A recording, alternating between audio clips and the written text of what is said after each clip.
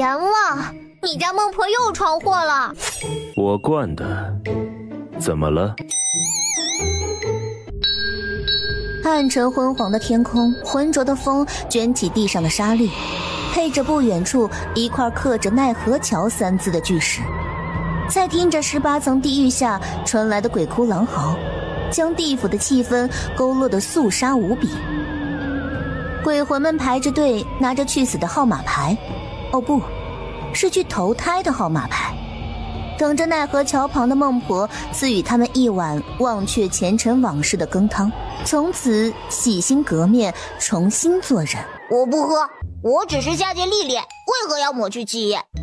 我不愿，我不服。一妙龄女子本在闭眼休息，她生得极美，田尾处有2道浅红色的疤痕，乍一看去就如同民间女子点睛的胭脂，漂亮的不像凡人。她也的确不是人，因为她就是在地府待了几千年的孟婆孟七七。孟七七名字听起来十分熟络，再配上她本人那副容貌，让人觉得她是一个需要保护的弱女子。然而咔的一声，小童集排队的鬼魂都吓得浑身一颤，又来了。下一秒只觉天旋地转，发现自己的领子被揪在孟七七手里。你说你不喝，你居然说你不喝？我就不喝。我是月老作下的童子，此番下凡历练是受命所托，月老可没让我喝汤再投胎。我告诉你，这里是阴曹地府，所有人过奈何桥都得喝我煮的汤，没有人，没有鬼，更没有神仙能例外，玉帝也不行。他招呼2个鬼差死死按住小童的手脚，拿了漏斗放在小童嘴里，灌了整整1大碗孟婆汤。他仍然不解气，去给我提个桶过来。这孟姐姐，这恐怕不好吧？这是月老的人，月老可是出了名的小气，要是月老回头记仇起来，这过奈何桥就要喝孟婆汤，这是上头的规矩，我有何错？他敢寻仇，我就要他也喝一肚子孟婆汤。孟七七一边灌汤一边狂笑不止，最终小童带着愤恨羞怒的神情，抱着肚子从奈何桥上坠了下去，消失在波涛汹涌的忘川河中。还有谁不愿意喝汤啊？纷纷低下头，老老实实排队。如有刁蛮狡猾的鬼魂不肯饮此汤，孟婆就令神族用铜管刺破他的喉咙，直接灌进去。他搓了搓手，对自己添油加醋的做法十分满意，琢磨着怎么悄悄地将记录传去凡间警示人们。半刻后，奈何桥旁忽然响起了这位鬼差惊破九霄的痛苦尖叫。九重天上，月老府中，可恶，可恶，真是太可恶了！月老在听说地府的事后，气得晕过去32次，醒来后就在屋子里团团转。孟婆真是欺我太甚，竟然连我的人也半分面子不给，还灌了那么足的孟婆汤下去，气煞我也！孟婆的暴力3界闻名。好呀，他说他的孟婆汤是上头规定的，那我这姻缘红线也不是开玩笑的。凡芸芸众生，无论神仙凡人妖媚精怪，都逃不脱老夫的手笔。既然他这么无情，休怪老夫无义。随后他深思熟虑，最终捡起另一根红线绑在一起，他那皱纹遍生的老脸上露出了很是奸诈的笑意。孟七七今日照常来上朝，他百无聊赖地听着大殿上阎王盛家宴用低沉的声音安排名利各司其职。在孟七七抠了3下屁股5下鼻孔的时候，阎王终于决定退朝。阿孟，你留下。那啥，陛下，你要没事儿，我就先回去了。过年摊子缺不了我，一会儿夜游神就来换班了，你知道的，他眼神一向不好。要是把没喝汤的踢下忘川河，那可就大乱了。这是第几次有人投诉孟婆了？回陛下，第677次。你胡说，分明是第676次。吴万，你忘了上次太白金星坐下的玉女来投胎历练，她喊了你一声老婆婆，你就把她打成了一个扁形，丢下了忘川河。以至于人家在凡间出生之后脸大如斗，下雨的时候都可以用脸来接水了。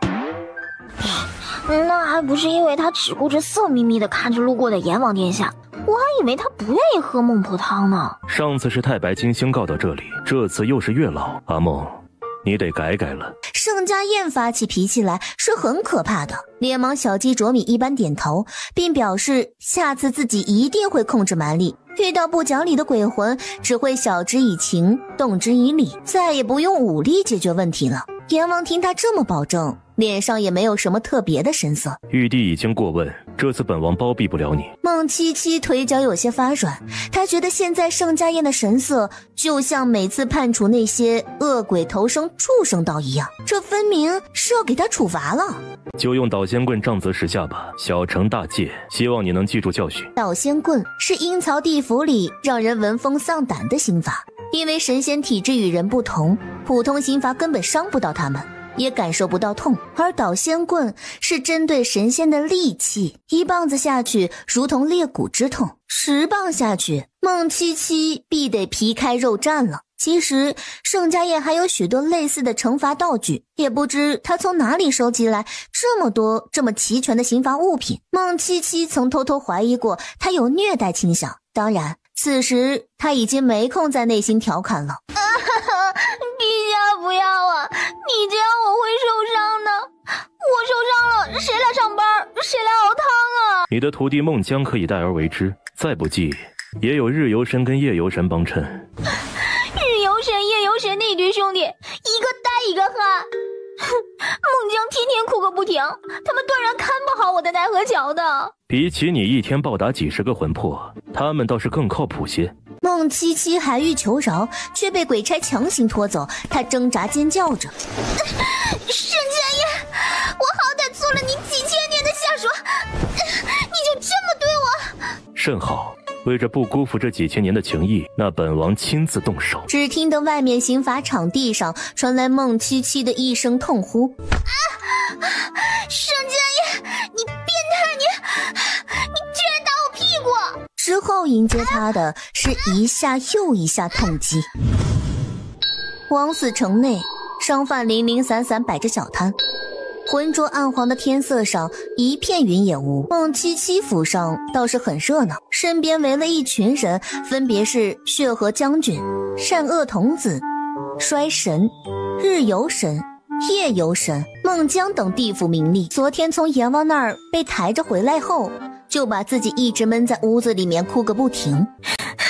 他居然打我屁股，他居然敢打我！我可怜的七七姐，你想怎么下手这么均匀？2半屁股全都开花了。血河将军用庞大憨厚的背影挡住孟姜。孟姐姐，我这里有只上好的千年灵芝，正好你拿去补一补身子。善恶童子一向与血河将军不对盘。哼，孟姐姐又不是坐月子，补什么身子？这是外伤，要我说，还是我的莲枝最有效。衰神默默飘过看了一眼。孟姐姐，你好生休息，你们聊，我先走了。不打扰才是他最好的温柔。城隍和土地公在里头和稀泥。哎呀，大家别吵，我们今天主要是来探望的，不要吵架，不要吵架呀。是啊是啊。日游神平日里爱好直视太阳，搞得现在眼神有点不好。只见他一下子扑在血河将军脚下大哭。我可怜的主子呀，你的腿居然都被打肿了，比平时整整粗了3圈呢。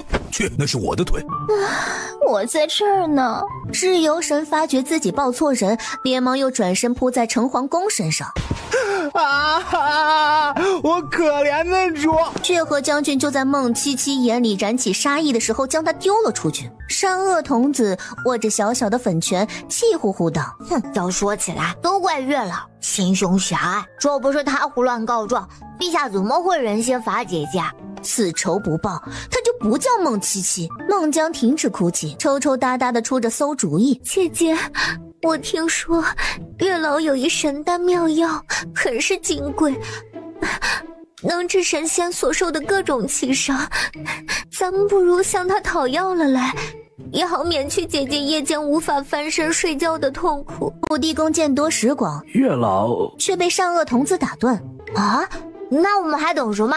快去管他呀！血池将军捏着下巴，可是他记恨孟姐姐，怎么可能轻易交出灵丹呢？月老那么小气，一定不会把药给自己。城隍公摆出与他憨厚老实、外观不符的贼兮兮的笑。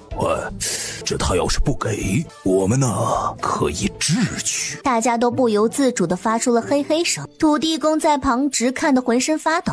这件事派谁去呢？最终目光都不约而同地落在了站在角落憨笑的夜游神身上。阿叶呀，姐姐我平时待你如何呀？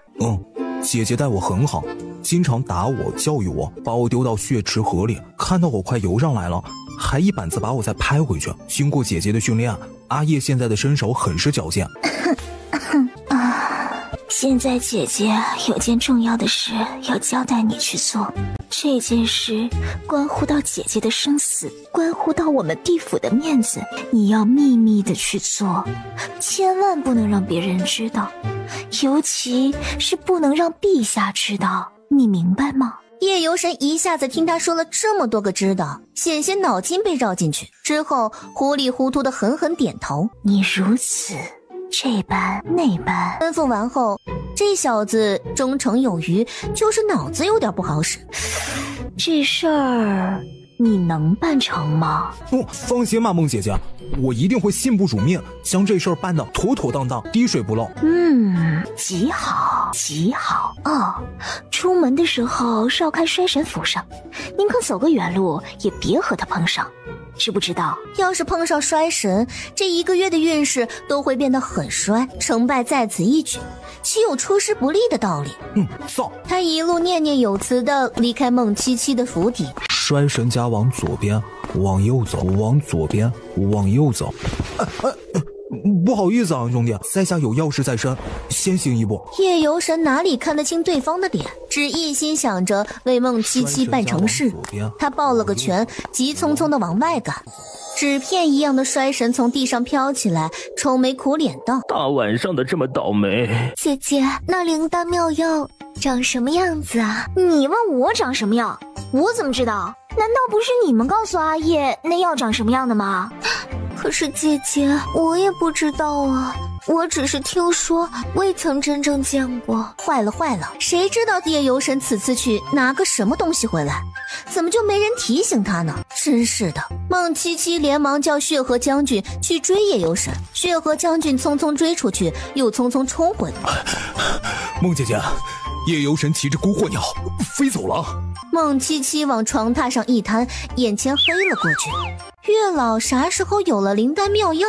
有灵丹妙药的不是太上老君吗？难道是他年纪大了记错了？一定是他年纪大记错了。想通了的土地公公也加入众人抢救孟七七的行列。另一方，在阎罗殿里，孟婆今日没来上朝。是的，陛下，孟婆昨日伤了身子，今天正在府邸养伤，一下早朝，血河将军他们全都去探望了。去黄泉酒楼打一斤白云桂花糕送去阿孟府上，他爱吃这个。是。黑无常毕竟跟随自家主人多年，练就一副泰山崩于前而面不改色的木头脸。他走出去笔直地撞上一根梁柱，再面无表情地爬起来，同手同脚地走了出去。判官一脸无语，夜游神内降，一路直飞3重天。门口把守的小童打着瞌睡，夜游神一个闪身就进来了，来到了红线房前，停住了脚步。真好奇呀，自己的红线是牵在谁手上？看了一眼后，又默默关上。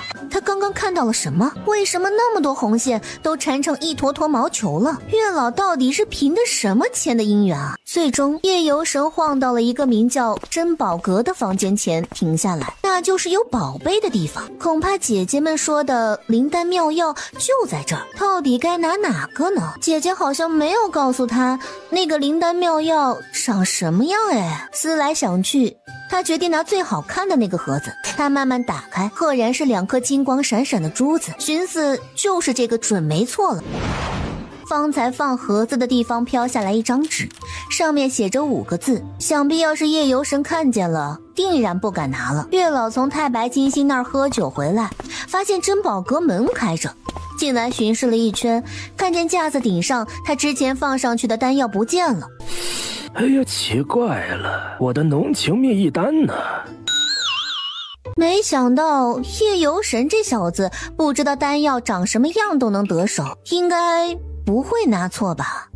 等下还是让大家都看看来确认一下好了。只见夜游神顶着一头灰尘进来，卑职信不辱命。东西呢？孟七七把盒子打开，一瞬间里头光华流转，锐气四射。为什么是2颗呀？倒是善恶童子似懂非懂地说，灵丹妙药，恐怕这是唯2的2颗，竟被夜游神都拿回来了。这么好的东西，我当然要与陛下一起分享啊！其实他才不会说怕吃了有什么副作用，所以让盛家燕先试试呢。众人被他仗义的举措感动得泪眼朦胧。孟姐姐好义气。孟七七不想耽搁，生怕月老发现了回来管他要回去。他连忙冲去外面，准备爬上孤惑鸟，飞向阎王所住的廖阳殿。孟婆驾到！陛下呀，我来看你啦。又在打什么主意啊？陛下，您说什么呢？我是为了感谢陛下您送我的桂花糕我才来的。确定不是报复本王打你板子的事？怎么会呢？陛下，您的生辰快到了吧？阿梦，本王的生辰还要等上1年0.4个月。孟七七是何许人物？论皮厚，他敢称地府第2，无人敢称第1呢。那就当我这个做下属的提前送温暖吧。说着便硬把盒子塞给盛家燕，2颗晶莹剔透、小巧浑圆的珠子立在里面。这是我从血池将军那搜刮来的，宝贝的不行，听说能强身健体、延年益寿、法力大增呢。你送给本王吃，既然是好物，本王又岂能独享？阿梦不如先用1颗吧。盛家燕这个老奸巨猾的老贼，本来就是要他吃药，怎么又变成他吃了？吃左边那个，还阎王呢？吃东西还要挑最大的那个，哼！没有犹豫就一咕噜吞了下去。陛下，现在您可以放心吃了。你确定想让本王吃？疯狂点头。拿回去吧，本王用不上。难道这个丹药真的有什么问题？盛家燕是不是看出了什么端倪了，但是没有告诉他？最终孟七七只能败兴而归。这个盛家燕太过分了，肯定是丹药有问题，不然他为什么不敢吃？于是孟七七又叫来他的狗头军师们，商量着怎么让阎王吃下这个丹药。打昏他，强行塞下去。血池将军提议，被孟七七狂揍一顿。混在酒里，这是个好办法。但是第一，盛家燕几乎不怎么喝酒；第二，那个珠子那么大一颗，就算混在酒水里，喝到嘴里的时候还是会察觉到吐出来的好吗？日游神抠了抠脑门，那个为什么不磨碎了做成点心送给陛下吃呢？行啊，阿宙，平时看不出来，没想到关键的时候还得你靠谱啊！每日盛家燕都会吃黄泉酒楼钟馗做的糖蒸酥酪。说起钟馗，也算是个奇人了。号称鬼王的他，所向披靡，叱咤风云3剑。但如今凡间渐渐安定太平，他的一身功夫也没什么用武之地了，所以跑到了黄泉酒楼做个糕点师傅的兼职。据说他的糕点证还是在天庭跟食神考来的。孟七七是在女鬼青楼里捉到钟馗的，他一脚踹开雅间的门，吓得钟馗提起刀来防备，还以为是仇家追杀。孟婆，你想干啥？钟馗并不似凡间传说的那般獠牙青脸，反而像是一个眉宇轩昂、风流倜傥的文人。我想让你帮我办件事啊。什么事？帮我把这个揉成粉，做成每日陛下要吃的糖蒸酥酪。那可不行，那是陛下，我怎么能帮你毒害他呢？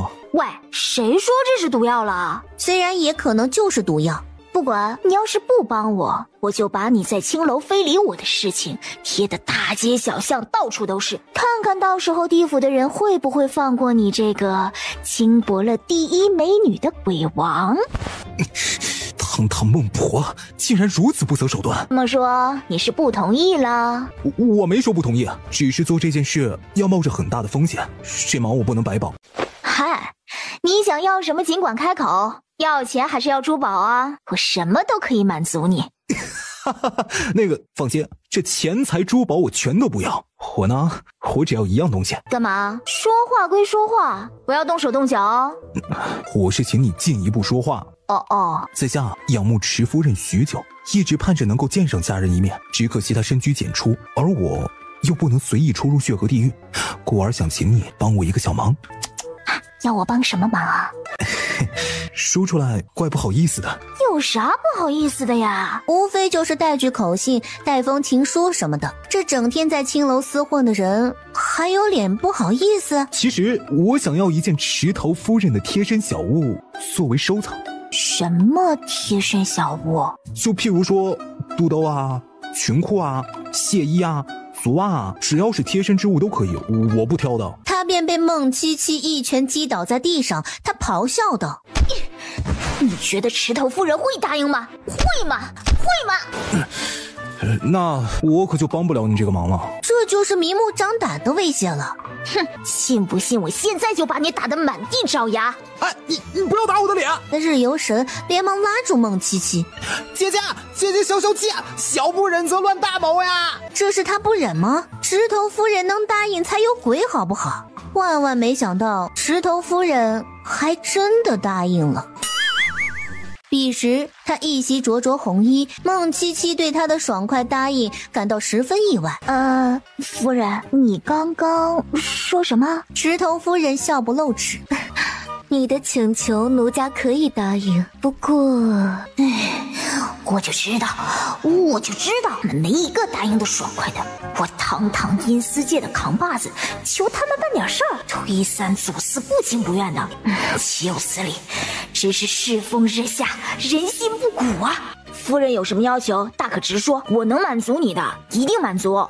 本来呢，这女儿家的贴身物件是不可轻易送人的，可奴家不忍让姐姐空手而归，只能破了这例。可若这事儿传出去了，以后奴家的名声在地府往哪搁？夫人放心，此事天知地知，你知我知，钟馗知，绝对不会有第四个人知道。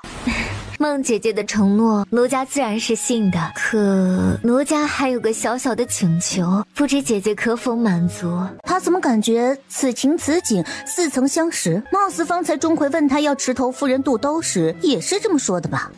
你且说来听听。奴家仰慕陛下已久，想要一件他的贴身物件来做交换。真是好一段复杂曲折的三角恋啊！到头来，他还是要在盛家燕身上下功夫。那我试试吧。廖阳殿后，这就是盛家燕平日休息的地方。有没有这么巧？盛家燕现在在沐浴？当真天助我也！进去偷走一件衣服，只要不跟他打照面，一切都好办。从屏风上扯下一件雪白的亵衣，正想脚底抹油开溜，有人从爆煞里走了进来，似是在寻找挂在屏风上的衣服。动作间，一连串水珠从他结实的胸膛滑落，孟七七感到脸颊突地涨红起来，眼神不受控制的随着盛家燕的动作流连在他身上。孟七七在内心叫嚣着让自己快跑，但这腿就如同灌了铅一样挪不动步子，艰难地咽了咽口水。为了保持清醒，孟七七拔下头上簪子往大腿一扎，听音一不小心自己下手太重，盛家燕不知何时竟已穿戴整齐。你怎么在这儿？陛下，我突然临时起意，想要在这里赏月，你不会介意的吧？你的腿是怎么回事？破了点皮，没事。我看看。陛下不必麻烦，让我在这儿坐一会儿，想必就能止住了。那好，本王还有公事在身，你自便。我饿了？好像是有点饿了。陛下，您这儿有吃的吗？有。于是孟七七就着夜色啃起了糕点。你看什么？伤口还在流血，不及时处理会感染。将他的腿往自己膝盖上一搁，3下5除2就扒下了他的鞋袜。啊，神仙也会感染？面不改色的掀开了他的裙子。你卷我裤子干嘛？难不成你想我用撕的？你们看看，阎王是不是在对我耍流氓？孟七七挣扎着想要抽回腿，他之前偷的亵衣却从怀里滑了出来。哎呦，我腿好疼啊！你最近有什么难处，可以告诉本王，说不定本王还能与你分担。要你一件裤衩子，你愿意吗？好了，还准备赏月吗？不赏了。阿梦，还有什么事啊？本王的衣服还在你手里。这么大个人，洗衣服也洗不干净，我带回去给陛下重洗。望着落荒而逃的孟七七，嘴角慢慢浮起一抹玩味的笑。孟七七两地奔波，一手交钱一手交货。石头夫人见他一瘸一拐的走来，孟姐姐，你该不会是偷衣未果被陛下给揍了吧？不好意思，我是明目张胆拿的。石头夫人捧着衣服爱不释手，她夸赞孟七七办事靠谱，一高兴当即从身上扒拉下一件肚兜交给孟七七。钟馗抓着肚兜，终于答应将丹药磨成粉，混在盛家宴每日吃的糕点里。姐姐，要不然让我去吧。一拳将他打飞。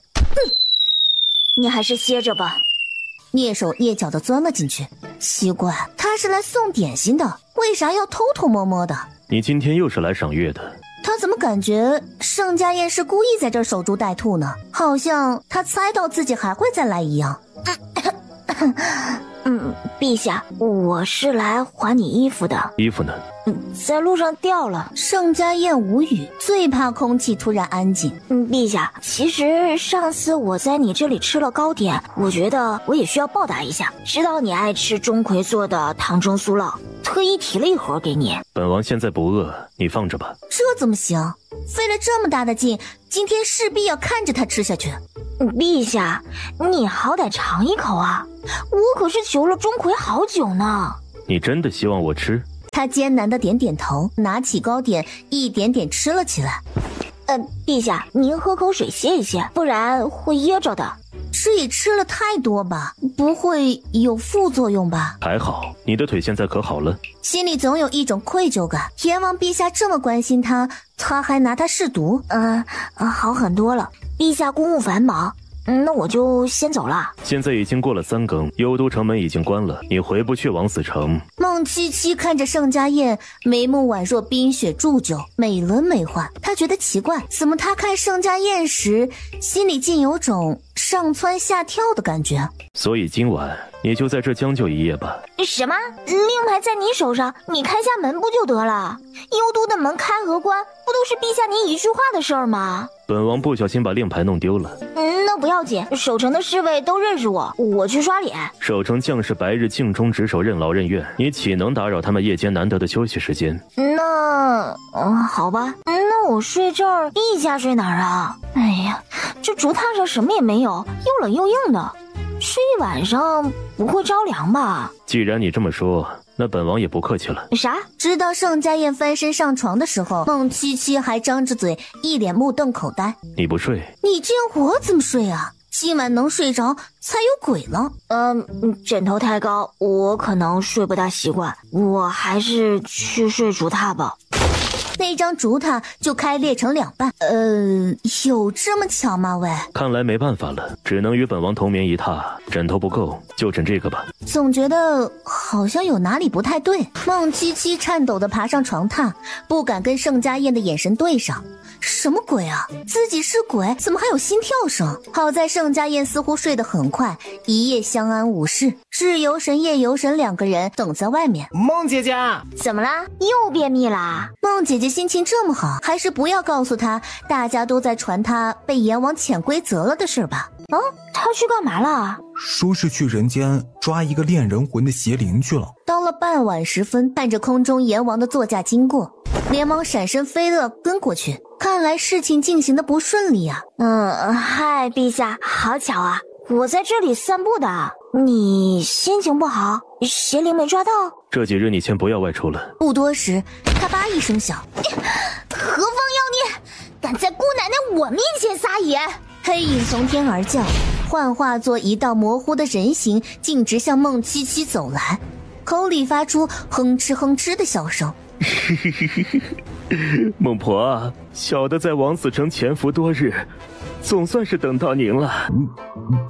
那意思仿佛在说，你的粉丝？粉你个大头鬼呀！不用怕，孟姐姐，我保护你。孤惑鸟一屁股挡在孟七七面前。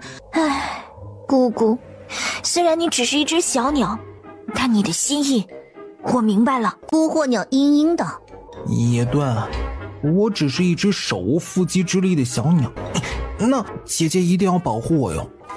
妈个今儿我要是死了，你也别想落着火，还不快过来挡着。我胯下受伤了，以后恐怕不能娶媳妇儿了，怎么办？你给我闭嘴！大敌当前，能不能少给地府丢脸？好了好了，你们俩别吵了。男人胯下有黄金，我不该乱抓的，我道歉。伦家那里媳妇儿都没摸过，伦家的清白没了，伦家不想活了孤惑鸟，没想到你竟然是条忍辱负重的汉子。你居然利用我的同情心，一会儿再来收拾你。你抓我有何用啊？孟婆的名号虽是好听，可我在地府一无实权，二无势力，三无靠山，是个彻头彻尾的打工仔。每天天没亮，鬼没起来就要爬起来熬汤，从没有过休假。因为名字里带个婆字，被多少路过的鬼当做老婆婆呀！你要是想抓我来威胁阎王，那你就大错特错了。这么可怜，这还有假？否则我要是真的厉害的话，为什么我的护卫只是一个孤惑鸟呢？不错，阎王的确是个面冷心更冷的男人，可没想到他对属下都这么狠。谁说不是呢？虽然我跟着他的时间最久，但我连基本的休息日都没有。前阵子他还拿根导线棍打了我的屁股，到现在还没好全呢。过分极了！而且他昨天还强迫我住在他府上，与他同睡一榻。禽兽，简直是禽兽！所以你看我这么可怜了，可以先把我放下吗？当然，刚才多有得罪，请孟婆见谅。哎，小事。不过话说回来，你既然来了地府，应该直接找阎王算账才对，为什么非要蹲我呢？实话告诉你吧，这是个秘密，几乎没几个人知道。但我偶然从我吃掉的几个灵魂那处得知，你的眼睛……邪灵被一把长剑从胸口刺穿，孟七七大惊。喂，盛家燕，你这行为太过分了，就好比看花本子看到精彩关头，你给我烧了。看来阎王上司还是关心我的。你没有给地府丢脸吧？没有，陛下。孟姐姐啊！孟姐姐。过了几日，孟姐姐好手劲儿。不是我说，血池将军，你好歹是地府健美第一人，我今天才劈了10几个石板子，你就受不了了？太菜了！哎呀，孟姐姐下手也忒无情了。幸好啊，我早有准备。那日邪灵要说的到底是什么？他的眼睛怎么了？阿宙，你看我的眼睛怎么样？孟姐姐的眼神很美。阿宙，你说不会是那个丹药有什么副作用吧？应该不会吧？孟姐姐，大事不好了！月老座下大弟子来了，在城门口跟孤惑鸟打起来了。什么？带路！本姑娘今日就叫他有去无回。你这个小偷！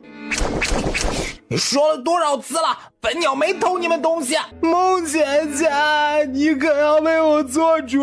我本来在梳理羽毛，这个家伙从天上掉下来之后就来袭击我，想要掐死我。你好大的胆子，连我的鸟都敢打！孟婆上仙有礼，小仙是月老座下弟子，今次奉命来取回月老庙珍宝阁中的东西。你月老庙的东西来地府取什么？前几日珍宝阁中的浓情蜜意丹失窃，经过几番查询，终于靠哮天犬嗅到了一丝贼人的气息。二郎神开了天眼之后，发现贼人正是骑着这只鸟到的天庭。小仙已经去地藏王菩萨那儿核对户口信息，证实这只鸟不错。喂，你说话客气点，一口一只鸟，我有名字，我叫姑姑。就是他跟这只鸟偷了我们的浓情蜜意丹。你刚才说什么？什么丹？浓情蜜意丹共为2颗，呈金黄色，一颗大一颗小，小的那颗叫浓情，大的叫蜜意。服用了浓情之后，会对服用蜜意的人产生浓烈炙热的感情，在俗世之中被称为花痴病，这是月老庙的招牌药，凡间的许多人都喜欢求呢。一旁的血池将军、善恶童子一行人皆不约而同地张大了嘴巴。浓情蜜意丹，浓烈炙热的感情，浓你个芝麻！怪不得这几天他对盛家宴不对劲，原来都是这个丹药在搞鬼。这个丹药有什么解法？无解啊，要不然别人千辛万苦求这一副药做什么？好不容易互相喜欢上，再解药分开。话说回来，孟上仙，请您不要再耽误时间，快把药交出来。小剑还急着回去覆灭。要知道，这2颗浓情蜜意丸是今年月老庙中唯一的一盒，嫦娥仙子很早就预定了。药的确是我指挥他们去偷的，但我是为了献给阎王，这药已经给出去了，我暂时要不回来。但我一定会要回来的。你回去跟月老说说，我言出必行，否则随他处置。在这之前，你们不要去打扰阎王，我会去管阎王药。你知道的，阎王的脾气3界都有名，高冷的可怕。你若去了碰了一鼻子灰，那不仅药要不回来，还会被月老责骂。你说呢？孟上仙，你松手！我刚才说的提议怎么样？上仙说什么就是什么。小仙先走了。姐姐辛苦了，姐姐真是宝刀未老。宝刀未老不是这么用的。还有，我让你拿的是什么丹？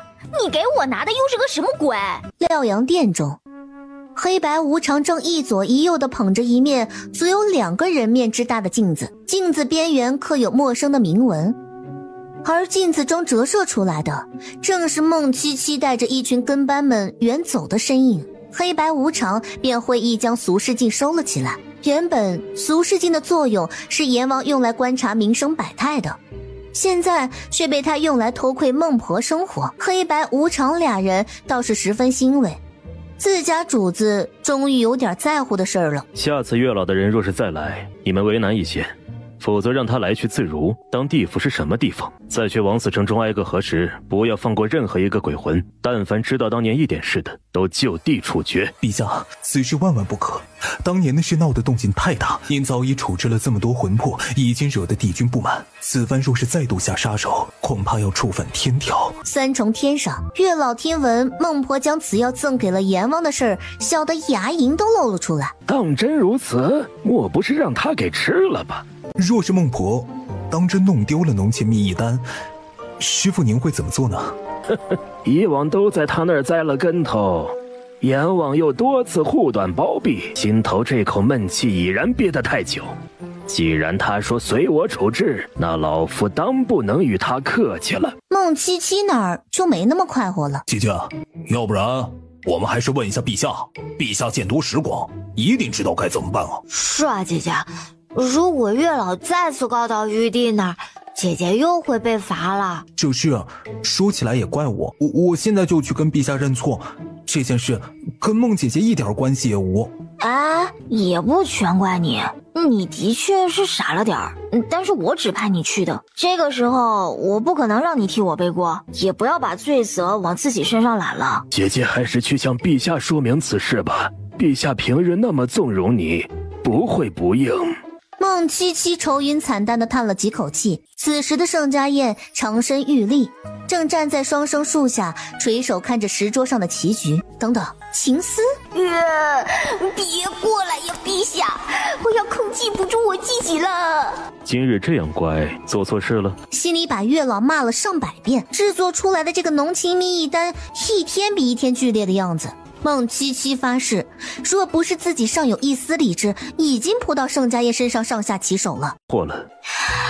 陛下，您听说过月老的浓情蜜意丹吗？不只听过，身边有人还用过。谁啊？不会是阎王已经知道他骗他吃下这个该死的药丸了吧？那棵双生树正摇曳着血红色的叶子，难道树也能吃药？这一棵树之前是一对爱到难舍难分的鬼魂，因不愿转生投胎，便从月老那儿求了药丹，凭借浓烈的爱意比作双生树，永生永世纠缠。传说中的爱到变异。陛下，还记得那日我给你看的2颗药丸吗？其实那是……陛下，不好了，判官那儿出事了。今日牛头马面去了一个鬼魂，本是最平常不过，但那女子不甘投胎，言称是被人陷害致死，恨上加恨，也不知是否自带几根仙骨，竟然是拖得厉害了起来，打伤几个名利后逃跑了，刚被黑无常追回来。那女鬼抓伤了判官，此时正押在功德殿里等候审问。她情况特殊，又怨气太大，唯恐投胎后牵连更多因果，还请陛下前去定夺。陛下，等会儿您若是见着那女鬼，该怎么处罚就怎么处罚，您千万别心软，属下相信陛下一定会公正处理。但那女鬼，陛下还是自己看吧。见过陛下。哦，那可是厉害的女鬼，姐姐别受伤才好。这应当不会，这可是功德殿啊！再者说，有陛下在呢，姐姐不会真的要跟陛下变成2棵树了吧？我曾看过古籍记载，这药并不是没有解决的办法，只是方法有些困难。小七若是知道了，也不知道愿不愿试一试。哎，你快说呀！解决方法就是让姐姐产生真爱即可。你们想啊，浓情蜜意丹是靠药性强行将2个人扭在一起，并非出于爱意。若是姐姐能找到自己真心喜欢的，这药效自然就解开了。怎么就算真心喜欢呢？在座的各位没有一个有过情爱经历的，唯独陈皇公轻咳一声。喜欢就是有怦然心动的感觉。啥是怦然心动啊？大概就是心跳加速了。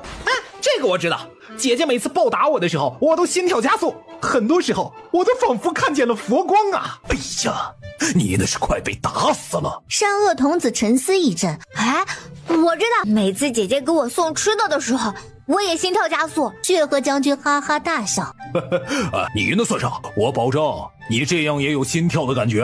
大家最终都犯了难，愁眉苦脸的大眼瞪小眼。不如我们找机会让地府的名利都来小七面前走一圈，到时让鬼郎中一直把脉，小七见到哪个人心跳频频震动剧烈，那便是那个人了。大家都激烈鼓掌，而功德殿里站在他们面前的是一个穿着白衣背对着站的女子。孟七七他们这个角度是看不见女鬼的容貌的，但都无一例外的愣住了，因为这个背影实在是太像孟七七本人了。那绝妙的五官与孟七七竟有5分相似。阎王大人，女鬼率先开口：阿梦，过来。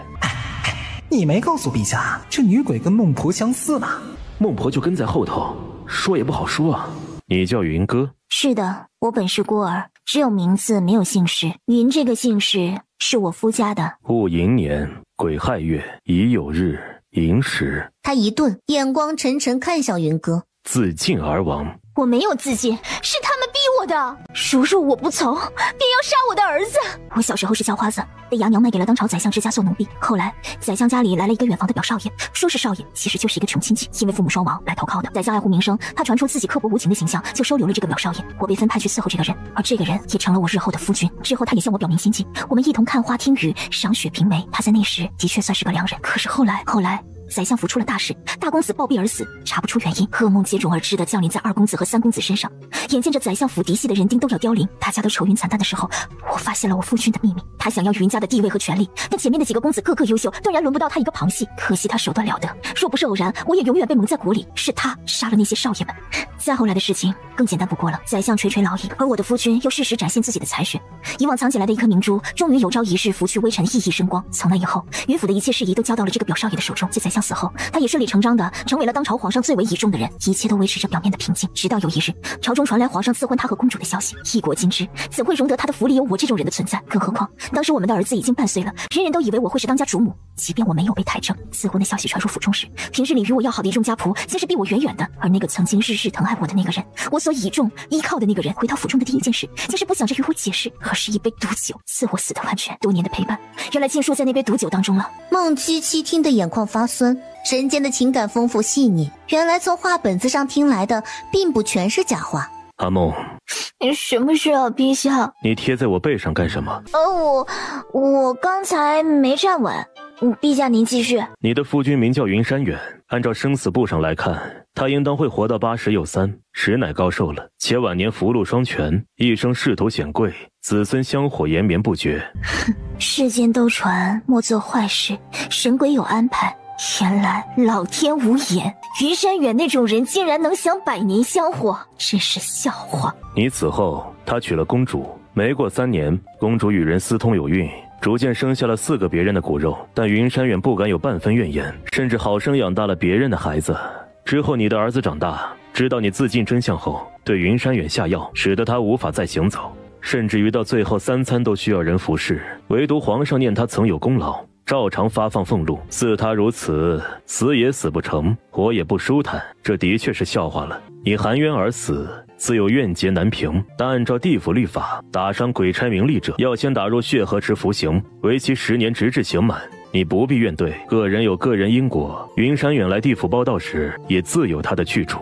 随后便被黑白无常押送离开。阿梦，你方才找我，想与我说什么？盛家燕交代完判官一些琐事，稍稍侧身看着孟七七。盛家燕一双好看的眉微微一蹙，眼里带着一股让人毛骨悚然的审视。孟七七愣了一瞬，而后疯狂后退，转身撞上柱子，爬起来，再飞快地逃了出去。救命！有鬼！日游神晕了过去，大家才恍然梦醒，浩浩荡荡地往孟七七那个方向追了过去。只见孟七七高举菜刀，一脸壮士断腕的凄然。姐姐，你这是干什么？姐姐，有啥事想不开你说嘛，我们帮你出气啊！不要劝我，我的右手中邪了，他居然去摸了阎王的胸，还是伸进去摸的那种，简直不知廉耻！我要把他砍掉！小七，你会这样全都是那丹药的后果，只要把药性解了就没事了。如今我们已经找到了解决的办法，你先听我说说。第2日，孟婆呢？又睡迟了。陛下，逗号，孟姐姐生病了，不得了的病，句号，请您找鬼医去瞧瞧吧，感叹号。善恶童子恨铁不成钢的在一旁狠狠踩了叶有神一脚。你踹我干嘛？姐姐说了，一个标点符号都不能漏的。安排郎中前去诊治。是，下朝之后，下官立刻去安排。不必，现在便去吧。本王也跟着血池将军一起去探望探望。陛下，不是，臣没说要去啊。盛家燕一个眼神丢过去。说起来，好久没见孟姐姐了，真是担心她的病情啊。啊，不是昨天才见过。谁都看得出来，阎王要去看孟婆，还非要拿他们做法子，真是可怕的男人。不走？走！完蛋了，孟姐姐！怎么了？忘川河倒流了？民力官员来看你了。算他们有点良心，不过还是不能露馅了。等下就按照计划那样，在我面前横一个屏风，别让人知道我抱病逝假，赵如意郎君是真。可是陛下也来了。你快去给我拿碗药来，不管什么药现成的就行。还有，一会儿就说我不方便见人，让他们隔着屏风说话。惨了，为什么盛家燕也会来？日后还怎么在地府作福作威？啊呸！以后还怎么在地府立威呢？他本想试试让地府的名吏们排着队来一拳，看看对谁有怦然心动的感觉。然而他的打算里并没有阎王陛下呀。阿梦，好些没有？劳陛下关心了，我只是略感风寒，不要紧，吃过药也许就好了。陛下，日游神结结巴巴开始思考，等下是跪着认错还是爬着认错。我来。盛家燕直接拿过他手里的碗，直接绕过屏风进去了。虽然他现在闭着眼看不到他，但感觉到他靠近，还是觉得整个人都不太好。感染风寒为何要将他的眼睛也遮住？因为刚刚睡久了，现在有点怕光。来，喝药。盛家燕那低沉的嗓音像是蛇一样钻进孟七七耳里，他几乎就要快控制不住了。不行，他一定要离盛家燕远远的才可以。一口下去，孟七七快要呕了出来。不等他喊完，盛家燕又趁机喂了第2勺。良药苦口，多喝点儿。盛家燕绝对是故意的。从屏风外面的角度看过去，盛家燕与孟七七的动作当真十分亲密。果然，孟婆被潜规则了。折腾完孟七七，盛家燕如愿以偿，神清气爽地站起身，照顾好身体，明日我再来看你喝药。姐姐，全喝了呀？不然呢？你这药哪里搞来的呀？苦得要命，喝完了还有余臭呢。明天继续弄一碗过来，不然陛下来了就要穿帮了。姐姐，这个是我管牛头马面要来的，当时情况紧急没得多选，但据他们二人所说，这好像似乎可能大概也许应该是用来增加爱侣之间情趣的药。你说什么？听说这药一共有2碗，喝下去以后2个人能灵魂互换。姐姐，这本是牛头马面兄弟俩自己用来增加情趣的，这当时没有其他选择，情况紧急才被我端了过来。这谁能想到陛下要亲自看着您吃下药呢？月老的浓情蜜意单是2颗，就连这种不知名的什么鬼也是成双成对的吗？废话少说，另外1碗药在哪儿？姐姐放心，早在之前我从牛头马面那儿抢过来的时候，就叮嘱他们把另外1份药汤给毁了，只要明天再让牛头马面做一样的来，姐姐喝1碗，把另1碗倒掉，绝对是神不知鬼不觉，无人知晓。牛头马面好歹也是地府黑道的，号称黑白通吃的2兄弟，竟然互相乱来，还发明出这么不知廉耻的玩意儿。等这件事过去了，本姑娘再找他们的麻烦。哼！哎呀，你说这好好的东西就这么浪费了，那花了我好多冥币呢。夫人，让你受委屈了。迫于孟婆淫威，我们竟不能享受短暂的闺房之乐。哎呀，是为夫没用啊！不，牛儿，这不怪你。话说回来，药就这么倒在这儿，真的没问题吗？没问题，能有什么问题呢？难道还会有人趴在地上去舔吗？不必担心，娘子，你最近手掌有些粗糙，我们明日重新去给你打个马掌吧。哎呀，讨厌！第2日还是来盯着孟七七喝药，好在孟七七早有准备，拿出昨天晚上跟土地公公他们排练好的台词。陛下，所以我刚才说的，您同意吗？你是说你得了一种不知名的病，要地府所有的名利前来你面前转一圈，谁能让你怦然心动，谁就能治你的病。正是如此，陛下。交代下去，让所有人在廖阳殿外排队等候，谁能博得孟婆欢心，本王有赏。陛下，要不还是就用我的孟婆符吧，您事务繁忙，怎好占用您的廖阳殿呢？怎会占用？你身为本王最得力的部下，这么重要的事，本王如何能不在场？本来是阎王为了帮助孟婆找到怦然心动的人，所以放话说会重重有赏，不知传到哪只鬼那里就开始变了，大家都开始传。喂，你知道吗？陛下说了，谁能让孟婆开心，今年的做鬼最佳年终奖那就颁给谁啊！廖阳殿外被堵得水泄不通。那边的谁把你的鬼火关了？辣眼睛！开始。姐姐，鲜花送美人。跟谁学的？老气横秋的。崇皇公公。最终，善恶童子捧着1盒糕点被孟七七送出了廖阳殿。如何？虽然心跳没有什么剧烈变化，但是他好像还挺吃这套的。黑无常扬声。下一个。凶神恶煞衰5大瘟神从殿外依次飘进来，不多时，衰神已经被他们切了一个7零8碎，诡异无语。怎么仿佛感觉孟婆肾上腺素飙升，这好像不是怦然心动，是要暴怒啊！我要的是怦然心动，不是惊心动魄。你们在这上演死神来了呢！出去！5瘟神纷纷表示自己还能再挣扎一下，把他们全部都丢了出去。下一个人是血河将军。这是何物啊？姐姐，这里装的都是满满的孟婆汤，我认为我要狂饮10缸，才能表现出我对姐姐的爱慕之情。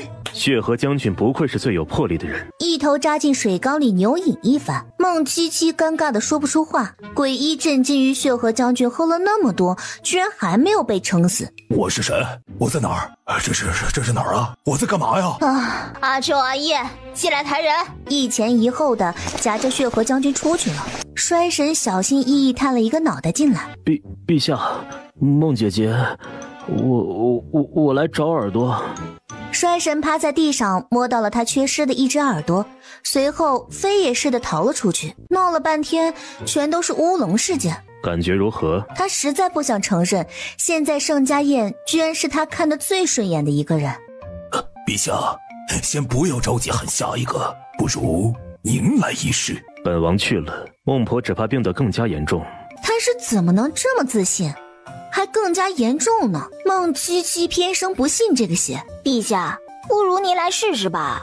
孟七七被他盯着后背发毛。罢了，陛下日理万机，怎么会？那本王便来试试。盛家燕俯身下来，孟七七有些紧张，整个人都要绷住了。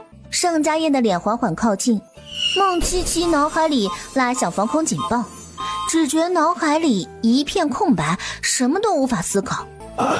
亲他，亲他，亲他呀！这拿鼻尖亲昵地蹭了蹭孟七七的鼻子，他看见他眼中倒映出的全是自己的身影，往常拒人千里的冰冷神情，此刻也带着几点温温浅浅的柔意。孟七七觉得整个人都有些发软了，他从耳根子红到脑顶，他听见自己的心在这一刻跳动的声音如同雷鸣。恭喜孟婆，贺喜孟婆，你已经痊愈了，不愧是陛下，陛下一出手就知有没有。孟婆能痊愈，于本王来说亦是幸事。如果刚才再近一点，就亲到了吧？你刚才说我痊愈了，是什么意思啊？就是痊愈了呀，药性解开了，怎么了？药性？你知道我吃了什么丹药？是啊，不就是浓情蜜意丹吗？老夫一把脉就拔出来了，咋了这是？像这种东西对老夫来说都是小把戏。那你知道，不就代表陛下也知道啦？还没汇报给陛下呢，回头啊要去写个档案，才能移交给陛下一关啊。千万不能告诉陛下。还有，如果我身体里的解了，那另外一个人身体里的还起作用吗？这当然不管用了。太好了。鬼医觉得孟婆今日有些浑浑噩噩的，便趁此机会连忙提起药箱跑路。什么情况呀？为啥听说孟婆的病让陛下治好了？陛下是怎么治好的呀？从不远处的草丛中钻出来一个黄白相间、毛茸茸的身影，仓鼠。说来奇怪，普通的飞禽走兽死后会直接投入畜生道，像这种到处乱晃的灵体却是很少见的。直起身子，拿出小爪子拽了拽他的裤脚。他看着仓鼠，仓鼠也看着他，吱吱吱吱，傻憨傻憨的。他不由得想起孟七七来。你叫什么名字？叫芝芝。你不该来这里。不管，我不走。盛家燕心里有了一些打算，提着仓鼠走进屋里，放在桌上，算是同意暂时收留他。奔着桌子上一盘黄泉酒楼的桂花糕而去。他跑到盘子边，兴奋地指着糕点，想吃就吃，不想吃，那你想干什么？卖力地指着盘子，又指了指自己，眼神像是询问。现在该懂了吧？你的颜色的确跟糕点有些相像。他拍了拍小仓鼠的脑袋，今晚你就先睡在桌上。小仓鼠气得踢了一脚盘子，结果疼得自己倒在桌子上。这一夜不停听到仓鼠撞结界的声音。盛家燕睡的却十分安稳。孟婆府那边已经乱成了一锅粥。孟七七卧房大门紧闭，往常总是鸡飞狗跳的孟婆府庭院内一片死寂。把窗子关上，你想让大家都知道孟姐姐被唤回了吗？是日游神回来了，怎么样？问清楚了没？另外一碗汤药到底是被谁给喝了？哎呀，你骑着孤鹤鸟去的，咋整的像是自己跑回来的呀？别提了，气死我了！牛头马面说把药倒到墙根了，谁能去那儿喝呀？最后牛头马面才想起来，说是他家最近闹耗子，经常把米面啃得不行，恐怕墙根里头的药被那耗子舔了。我就跟着他们俩一块把他家翻了一个底朝天，结果别说是耗子了，蜘蛛都没有一只，反倒翻出了马面的不少肚兜，最后被牛头打了出来。孟姐姐跟耗子互换身体了。如果真是这样，那可不好办了。地府中动物灵体甚少，哪怕是有，也会马上被鬼差捉住，直接送入畜生道。我们哪知道小七在哪儿，又变成了哪只耗子？就在这时，躺在床上的孟七七忽然有了反应，她害怕地坐起身，往后缩了缩。我的孟姐姐呀，你果然被耗子换走了呀！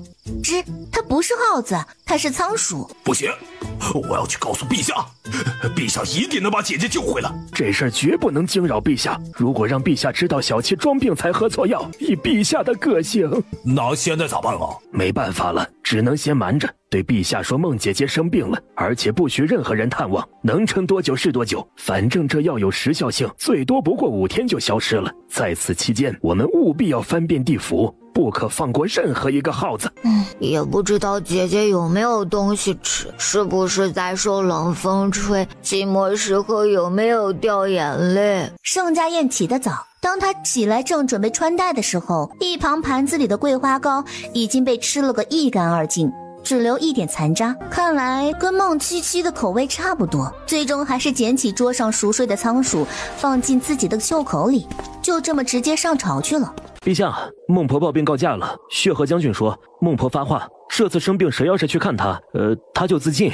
陛下，要不要微臣派人罢了？之后他没再过问此事。上黄泉酒楼，今日为何这么热闹？回陛下，7月半将近，鬼魂们都想带点特产回家。7月半，鬼门大开，是他们回家探亲的日子。那是卖什么的？那是售卖为子孙后代巨福的符咒。买了这种符咒的鬼魂，在7月半回家后，会以托梦的方式告诉给自己的家人，或者干脆不通知任何人，塞在家里的某个不为人知的角落里，以此来福佑后代。那里又是干嘛的？陛下，那个摊子上的小贩是替鬼魂记录自己死后在地府所见所闻的，鬼魂可在7月半的时候带到人间，用来警示自己的后人。陛下呀，微臣平日甚少出来，懂得也就这么些了。不如您下回带上孟婆，孟姐姐跟阴司街上下混的都十分相熟，哪怕您指着一块石头，她说不定呀都能给您说出个名字来。盛家燕袖子一抖，从袖口滚出来一坨黄色的肥印。这是哪里来的老鼠啊？你怎么把我放进你袖子里？差点憋死我！吃吧。小仓鼠见到糕点，眼睛都亮了起来。什么情况？阎王陛下居然养了一只宠物？小仓鼠顾不得爪子上传来的灼痛，连忙用爪子在桌子上写了一个歪歪扭扭的我字。你怎么跟他一样，刚被烫了也不长记性？小仓鼠急得吱哩哇啦乱叫，老老实实吃东西。外面站着的是一个不算陌生的人。燕王陛下，二郎神杨玄烈站在门口。不愧是战神啊，帅气的让人想要袭胸。阎王陛下，孟婆与您不在一处吗？我刚才去她的府邸找她，却没见着人。她病了，不方便见客。陛下，我正逢休假，不知可否在地府住上几日。盛家燕最终应允了二郎神的请求。二郎神见事情达成一半，心里松了口气。早闻阴曹地府的黄泉酒楼点心厨子手艺了得，今日一尝，果然如此。喜欢就多吃些。那小牙齿快得跟什么似的，吃饱了还不够，还要把吃的都藏在腮帮子里，奈何腮帮子早已经塞不下，鼓得不得了。你喝点水吧，别把我姐姐噎坏了。血河将军看不下去了，一掌劈晕孟七七。孟姜连忙上前把他嘴里包着的瓜子都掏了出来。哎呀，这样下去不行，这一上午都吃了多少斤瓜子了，齁也得齁死。是啊，我也没听说过耗子还需要磨牙的。更没听说耗子还要往腮帮子里藏食物的。那是什么生物？既要磨牙，又要往腮帮子里藏东西呢？仓鼠，小仓鼠，你是不是害怕二郎神带来的狗啊？我也怕得不要不要的呢。你说二郎神来玩就玩，带什么哮天犬啊？哎，你可要藏好了啊，别被哮天犬发现，一口吃了。我看看你是男孩还是女孩？转身飞起小脚丫，就给白无常伸过来的手一脚。之后不解气，又扑过去，啊呜一口咬下。哎呀，不给看就不给看嘛，这么凶啊！怎么觉得这个眼神有点熟悉？你说战神好好的，来地府干什么呀？不知，也许是有事要做。仓鼠身体里的孟七七简直难以置信，原来白无常平时看着挺斯文正经的一个人，今天居然想要偷窥他的屁股，哪怕这不是他的屁股，是一只仓鼠，可他现在也在用这具身体，怎么能随随便便给人看到？小仓鼠的贞洁由他来守护，想着该怎么尽快让盛家燕知道自己被换魂了。想起昨晚暗示他自己爱吃桂花糕，他居然夸奖自己的毛色，孟七七就更加生气。忽然看见桌子上不远处摆着文房四宝，如果能用毛笔把自己是谁写下来告诉盛家燕，那岂不是皆大欢喜？笔的末端还是稳稳地挂在笔架子上，笔架剧烈摇晃几下，便迅速地倒了下来。孟七七躲避不及，被笔架上掉下来的毛笔砸了个眼冒金星。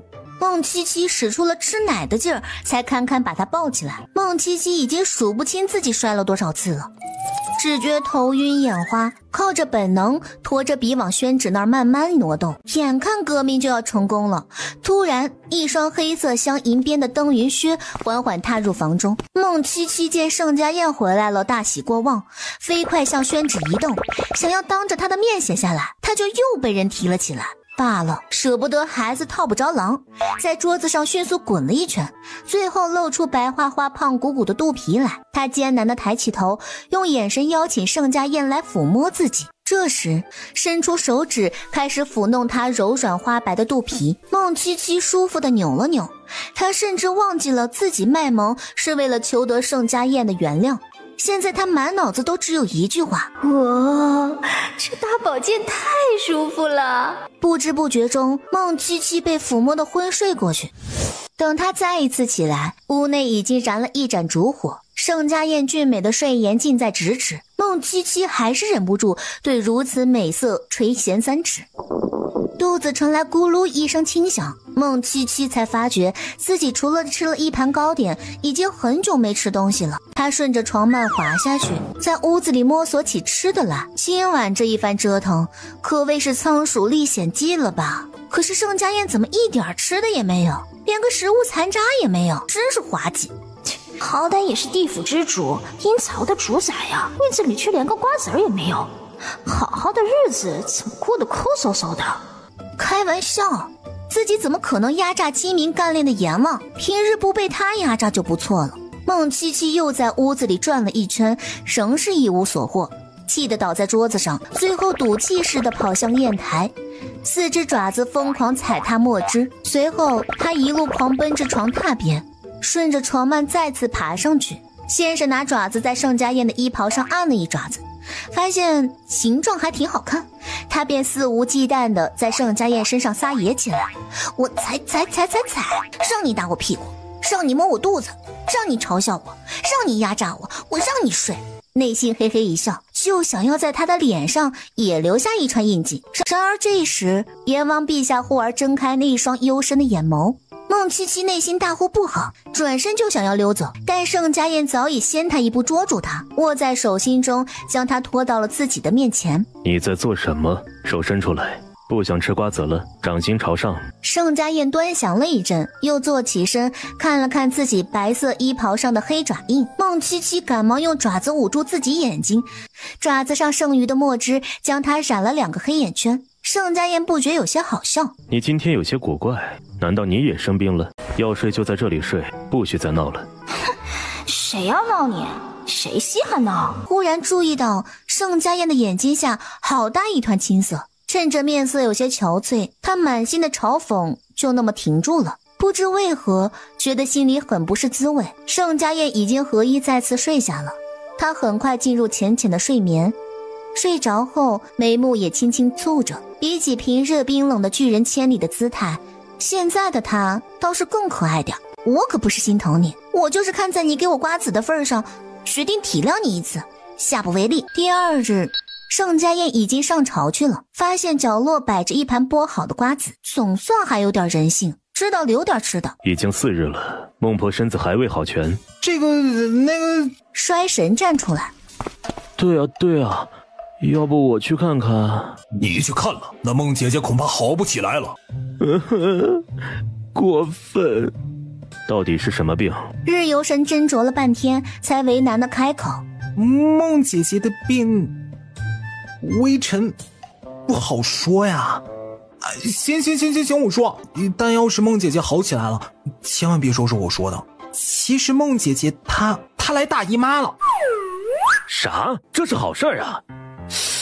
难道孟婆跟她大姨妈关系不好？干嘛呀？我说的不对吗？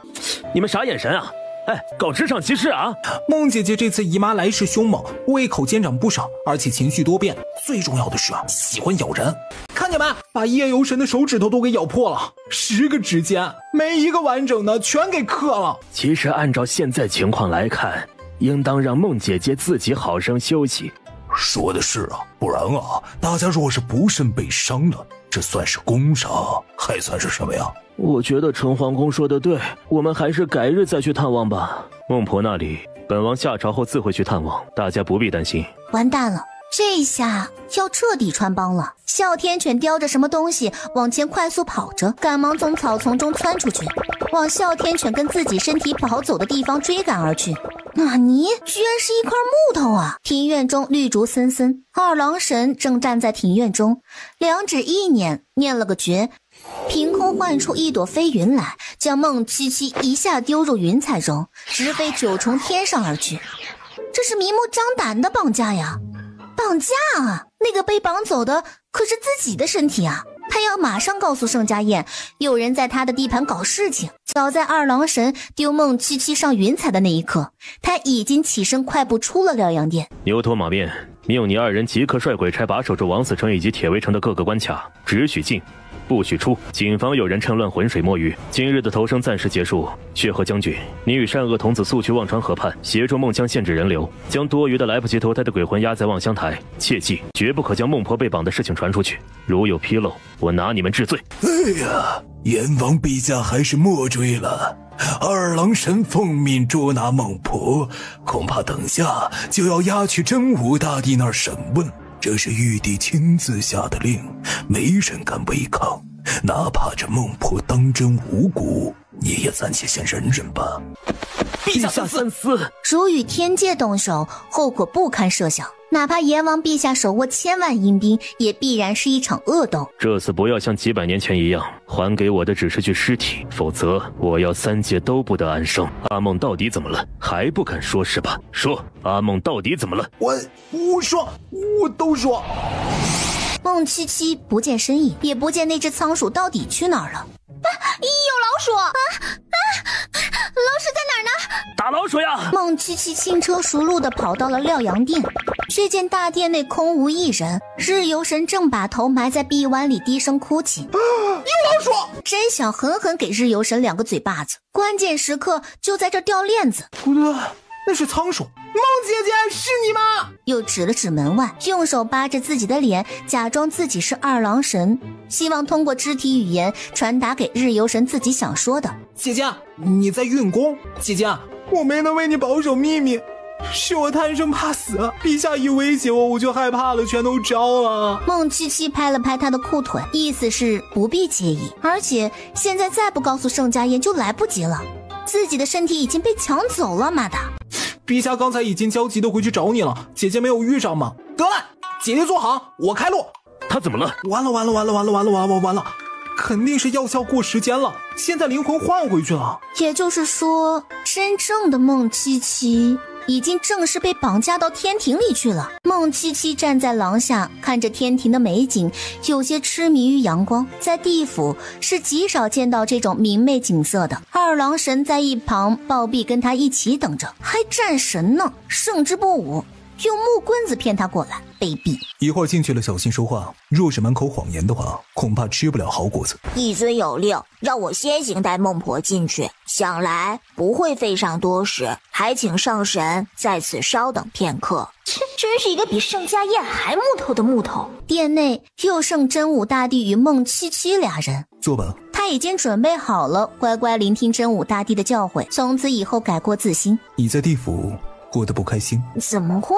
在地府的每一天都很开心啊。是了，每次玉帝朝会都有人参阎王一本，说是他纵容手下胡来，无视章法，应当重罚。想来阎王把你们庇护得极好，天庭的半分怨言及惩罚都没有落到你们任何一个人身上，不然这次想要请你上天庭说话，也不会让战神专门走一趟了。帝君若真只是梦话，何不传个讯去地府，我自己自会上来，不需要任何人来带我上天庭。恐怕你愿意上来，有人也不愿意放。按照你的罪行，偷盗是小，但以往得罪的人数不胜数。此番天庭中有不少人等着看你笑话，往常大家碍于阎王的面子，动不得你半分，现在好不容易抓了一个错处，奏折像雪花一样的飞往了玉帝的桌案上。玉帝已经交代了，要严惩才行。惩罚我一个人可以，但这事与地府的其他人无关。偷盗的夜游神是我指使，阎王陛下也被我蒙在鼓中，他们什么都不知道，我也甘愿受罚。真武大帝在帘后静默半晌。我原以为你会怒怼阎王啊！我为何要怨陛下？虽然孟七七为人是骄纵了点儿，但他心里清楚得很，每日活得轻松自在，那都是盛家宴庇护的功劳。否则，就凭着地府的那一帮饭桶，不省心的比得力的多太多，别人还不早就将他玩死了，哪里容到他现在站在这里跟真武大帝讨价还价？所以，他为什么要怨盛家宴？我与阎王有些私交。在你来之前也询问了月老的意思，他本人是愿意不再追究的，毕竟多一事不如少一事。他竟这么大方。不过他也说了，你曾说交不出浓情蜜意丹就任他处置，是吗？他就知道那个小老头没有那么容易放过他。所以他准备怎么处置我？他要你投胎转世，去人世间历劫3世。什么？我身为名字记录在册的神职人员，如何能投胎为人？玉帝已经批准你3世的命格会有司命星君为你书写，你有错在先，月老想必也是要出一口气，便先忍一忍吧。毕竟你若不愿意的话，当然可以，但是阎王就会把你挡在身后，替你去做一些不得已的事。好，我应。去了人间，你会体会到人间的疾苦与喜乐。希望你一切顺利，孟婆。陛下，圣兄啊，许久不见，还是这么大脾气。不需要你在这惺惺作态。你许了什么给他？月老要我渡劫3世才可以回归神位。你明知道他不可以。你也应该知道，如果不试试，就永远没有解决的办法。不试就会死，试了或许会有那么一丝存活的机会。他已经没有多少时间了，你心里很清楚。这次盛家宴彻底沉默了，什么跟什么呀？谁没多少时间了？好，那我跟他一起渡劫。陛下，不行啊！你走了，谁来打理地府啊？你确定了吗？这可不是儿戏。确定了，我也会帮你知会司命星君一声的。帝尊说放他们离开，都不准动手。他怎么觉得这一幕仿佛有点熟悉？他发誓以后再也不做坏事了，这感觉太难受了。你就没有想要对我说的？有，天庭的阳光比不上地府的星月好看。他慢慢伸出一只指尖，抹掉了孟七七嘴边的碎屑。他跟陛下之间气氛也太暧昧了。孟七七和盛家宴要双双转世投胎的消息，先他们一步传入地府。这怎么行啊？人间很多坏人的，孟姐姐这么单纯，怎么面对啊？不行，姐姐不能去，在地府好吃好喝有我们伺候着，去了人间饿了冷了怎么办啊？海神附和道：是啊，人间的食物姐姐吃得惯吗？水喝得惯吗？听说他们那儿白天就有阳光，好可怕的。陛下，你生死不全就由你负责，哪怕我不在，地府也要井井有条，不许有人偷懒懈怠。黑白无常会辅佐你，人间300年不过是地府弹指一挥间，你不必担心。一时间，廖阳殿内气氛都有些萎靡不振的。投胎那天，地府的天空依旧浑浊暗黄。18层地狱的鬼哭狼嚎听起来像是送别的曲调。当他端着一碗满满的孟婆汤时，你要我喝孟婆汤？孟上仙，喝了吧，上头吩咐过了。那岂不是我投胎之后什么也不记得啦？闭上眼睛。为什么？闭上。盛家宴在他额头上轻轻地落下一吻，便亲手拿过叶心手中的孟婆汤，喂着孟七七喝了下去。孟七七被他亲得云里雾里，就被盛家宴一掌推下奈何桥，掉入忘川河中，消失于滚滚波涛里。为不耽搁出生前后时间顺序，盛家宴一句多余的话都没有交代，孟婆汤也没有喝，便跟着孟七七纵身跃了下去。陛下，陛下，也不知道姐姐这一行能否顺利啊？大家不必担心，万事有陛下在身边呢。我们只要做好分内工作，不给陛下添麻烦，便是足够了。想必孟七七投胎后日子也不会难过，毕竟临投胎前得了阎王一吻，注了几分灵力跟随到人世间，想来也不会多惨，还担心啥呢？然而土地公公显然低估了月老的阴险程度。宪宗年间， 43年5月初夏时，广陵郡内两仪城，一派死气沉沉，一家高门大户门前，随处可见的血迹，无不在默默地向来人诉说着这座府邸曾经经历了什么。陛下，到了。他不过11、12岁的模样。搜，是殿下。孟府林族上下共计120余人，全部死于非命。凶手出手狠辣，招招毙命，并且早有准备，伪造两仪城瘟疫爆发的现象，以至于当地官员不敢来查看情况。两仪城现下与死城没有两样，恐怕还没有人知道名扬天下的卜卦天师孟氏一族惨遭灭门。殿下，要不要属下派人去查一查林家？不必，障眼法罢了。殿下，找到了，还有个活口。退下。可是殿下，退下。阿梦，看来你的确将灵力运用得很好。他不知道这个陌生少年是如何知道的，但他的确从小就能用意识控制东西，这样的能力随着年龄增长越来越强大。族里的巫师说他的能力已经进神，还说这样的他如果养在族中会引起天神的不满，以后必然会引起大祸，唯一的解决办法就是瞎了他这双眼。如今巫师一语成谶，他的确给孟府带来了灭门之灾，待人来的突然，他来不及反抗就被母亲藏在了暗室中。跟我走吧，跟我走，你可以报仇。你曾说阳光不及星月好看，从此以后你的世界这些都不会少。我来时外面的花开了，要不要去看看？七七，从此以后你就不是一个人了，我也不再是了。10年后，此时人们口中巨如鬼神的孟七七本人正站在庭院里轻轻抚摸一朵玉兰花。孟七七，你欺人太甚。哼，怎么茶叶不好喝吗？莫春风一声娇哼，站起身气得直跺脚。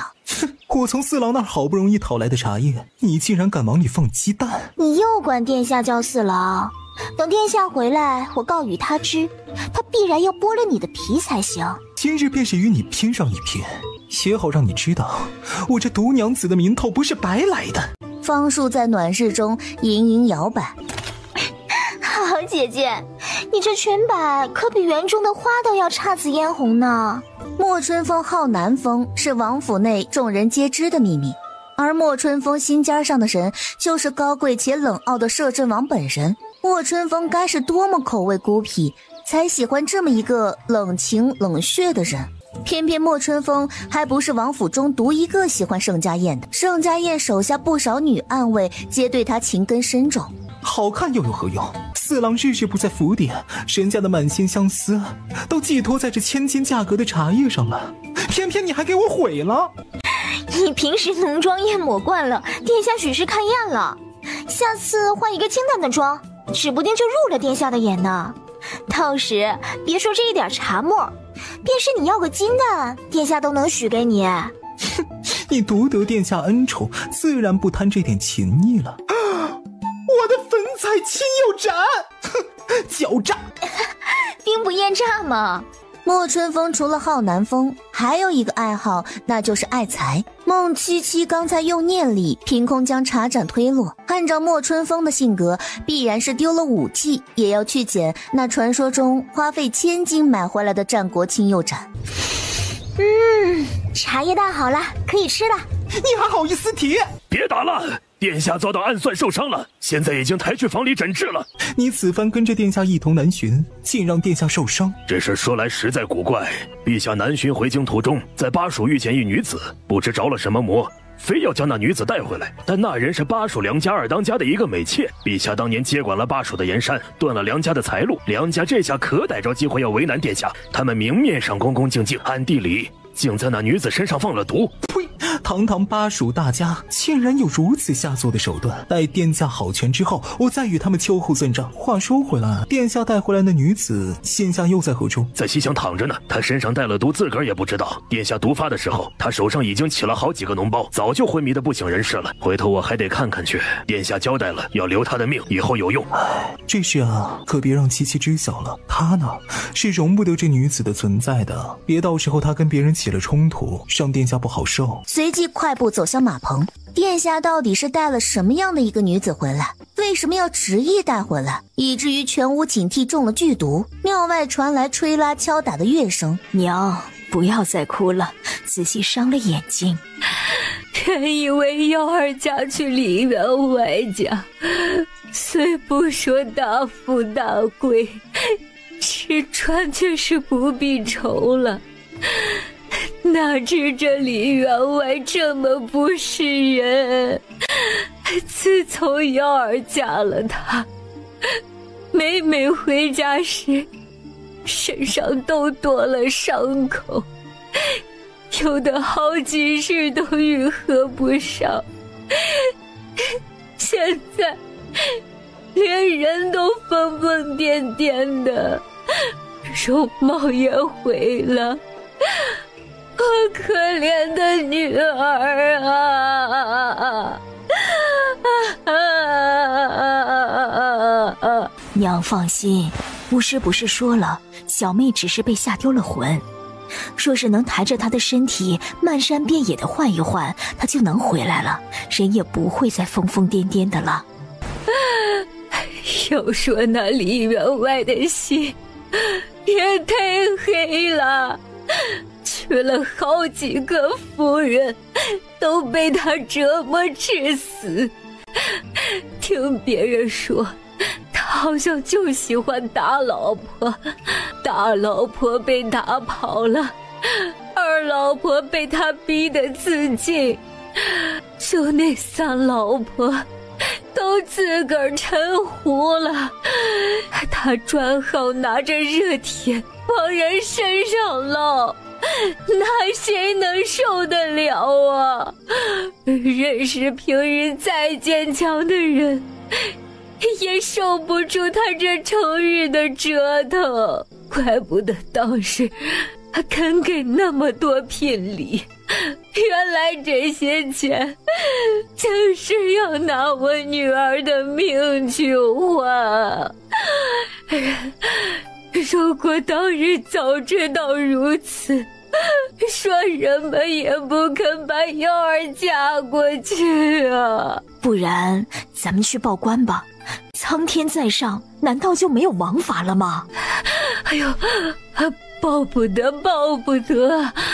李员外是梁家堡堡主的表侄子，梁堡主听说又与京城的贵人友好，哪怕这报上去了，吃亏的也是我们自个儿啊！哎呀，说的是啊，李员外有才有势的，哪怕官府真的治罪，恐怕也不过是几个板子的事儿，到时放了出来，仍旧逍遥法外。小妹能活着逃出来，已经是福大命大了。按理说，李员外作孽如此之多，老天爷就该降下道雷，劈死他。你们想要李员外的命吗？哎呀，神仙显灵了！你们如果想要李员外的命，就将身上最值钱的东西送来。这是我们家最值钱的东西了。明日午后，我会将李员外的首级挂在沧州城门上。你就是李员外？是谁，少爷？李员外醉醺醺的扭脸看过去。你是人是鬼？我原以为你这样的恶人是该不怕鬼的，你当知道，缺德事做多了，早晚有一天要还回来。女神仙饶命！你告诉本官你是哪方神仙，本官日日去给你添香火供香油，为你修庙宇招信徒。你搜刮的都是民脂民膏，我怎敢享用？只怕在地下都不得安生。梁启东，救命啊！你娘嘞！关键时刻哪儿去了？孟七七当即定住李员外的身形，使他动弹不得。梅花烙确实好看，这也是我替那些被你残害的女子赐给你的福气。李员外，你可要好好接着了。随后，孟七七直接烫上他的额头，直到后来在他身上留下了8、9个梅花烙，这就受不了了。没意思。梁清东，听说你是梁家堡的二当家。女侠，你可别找错人了，我虽是二当家，但权力都在我大哥手中，你有仇报仇，该找他去。他眼睁睁地看着戴着花色面具的女子用冰锥一点点从他的脖子插入，在要有更深感觉时已经断了气息。一条生命在手中的流逝，对孟七七来说并不是什么新鲜事。她是较狠的性格，无论盛家宴是出于什么原因疏于防备，以至于受到梁家宝的暗算，这笔账他都要讨回来。哪怕未经过盛家宴同意，他也不肯放过这群人。但他对念力的运用还不算熟悉，今夜连用2次，已经是极度透支体力。提了李员外的人头包裹，就快步踏着月色朝城门而去。孟七七坐下的骏马忽然抬起前蹄，长长嘶鸣一声，竟是不肯再往前踏一步，拽着缰绳的手已经渐渐发软。他越发觉得脑仁昏昏沉沉，额上开始冒出豆大的汗水。摊开自己的右手，掌中不知何时竟扎了一枚银针，银针周围已变得黑青。该死，必是刚才分心的时候被梁炳钻了空子。此次是他大意了，他的右手已经失去知觉，意识微微模糊，眼前的事物也看得不大清楚。翩然一袭悬伤如暗夜降临的神，着了金纹麒麟面具的男子飞身掠下，拦腰抱起孟七七，轻踏夜风而去。昏昏沉沉躺在盛家宴席上的孟七七微微睁眼，我的包裹呢？给你挂城墙上去了。你不要生气，我没有坏了园子里的规矩，我要了报酬的。我要是死了，你不会死，睡吧。司命跟月老，待我回去了再找你们算账。迷蒙的睁开眼，发现自己被盛家燕抱在怀里，不知抱着孟七七走了多久。我们为何来此？冷山寺的方丈曾是梁家卜的得意弟子，后来剃发入寺，他知道怎么解你的毒。你为何捡了别人的妾室回来？你不喜欢他，我便不让他在府里待着。我问问罢了，以为是要出个女主人，要提前问清楚的好，以免得罪了。变得这样厉害，还有时间在这里拈酸吃醋呢？待你好了，我再与你解释此事。便再次昏睡过去。后来隐隐约约的，好似听见盛家燕在与谁说话。你只管治好他，记不记得住无妨，我可以再用10年宠出来一个孟七七。1个月后，雍容华贵、花团锦簇的摄政王府后院，孟七七、向鼎臣、莫春风正如火如荼、吆五喝六地搓着叶子牌。秦坤，打不打叶子牌？3缺1。看来都很清闲。你这憨货，搬桌子作甚？孟七七本也想脚底抹油开溜。阿梦，你站住，头还疼吗？不疼了。他失忆了。孟七七听别人说自己以前是一代女侠，惩恶扬善，所到之处无一不一片好评。奈何失忆后的他半分招式也使不出，他现在连一只鸡都不敢杀。我不是曾说你需要敬仰？春风鼎臣只是为了哄我开心，你若要罚就罚我吧。再过几日我带你去一次凉州。去那儿干嘛？去了便知。他的记忆不完全，偶尔串在一起，只能大概拼出一个摄政王是冷清冷血的形象。凉州古称雍州。小哥哥，这柿子怎么卖啊？比女人还要多几分妖娆。真是害羞的可爱，一点也没有凉州彪悍的风气啊！兴许是人家看见你的喉结了，发现你是个男人。你骂谁呢？谁像男人了？谁要我说谁了？别吵吵，王爷这次秘密来凉州，我们还是要低调行事。你们瞧见城门口守着的骑兵没有？都说凉州骑兵旌旗横行天下，我瞧着就是不假。你们看看那玄色的铁甲，那手执的长枪，顶上的红缨子，哟！2楼有个雅间的门半敞着一扇，里面传来男子嘤嘤的哭声。我一定是要死了，我一定是要死了呀！我林掌柜，行了你别嗷嗷了，我们是归元派来的，您老若是再在这儿哭哭啼啼，我们可就走了。信中曾说归元的人来自有信物，现下何不拿出来瞧瞧？您可瞧清楚了。这才放下心来，走下来不就好了？若不是我们福大命大，刚才早就见阎罗王去了。大侠，我这胳膊疼得要死，刚才许是那黑衣人乱刺的时候中箭了。不是刺中你了，应当是慌乱之中你被茶壶砸着了。啊，是这样吗？都怪你！你说你没事，你非要点什么热茶呀你，烫死人了！哎呀，起来，人都跑了。孟七七才发现原来这是个少年。娘，那黑衣人跑了，一定是我刚才丢的茶壶砸到他了，给他砸跑的。你娘嘞！原来是你这么个小兔崽子，你砸的我！骂啥呢？娘子，你可不能再这么惯着他了，你啊！刚才那情况多险啊！如果他早先听我的话，让我把他送上太岳山习武啊！今日你说还用得着这般躲躲闪闪吗？还好刚才为夫我英勇，那歹人冲过来的时候，我闭着眼就端起身旁的花盆砸了下去。我虽然没见着那场面，但凭我这手法，一定是不给他开瓢也见红了。林高山，居然是你砸的老娘！看老娘今日不把你大卸八块了！爹娘，别打了！你们要是再吵，我今天就在这里了结了你们。属下差一点抓住他，却在碰到他的一瞬间，不知从哪里射出来的暗箭直中他的死穴，当场便没了气息。等到属下四处查探时，也发现不了贼人的蛛丝马迹，是顶臣无用，请王爷责罚。看来我们已经被人盯上了。林掌柜，你的处境并不乐观，想必刚才的情况还会再有。现下我们抓紧时间，按照信中所说，将您送去越国，如此我们的缔约就结束了。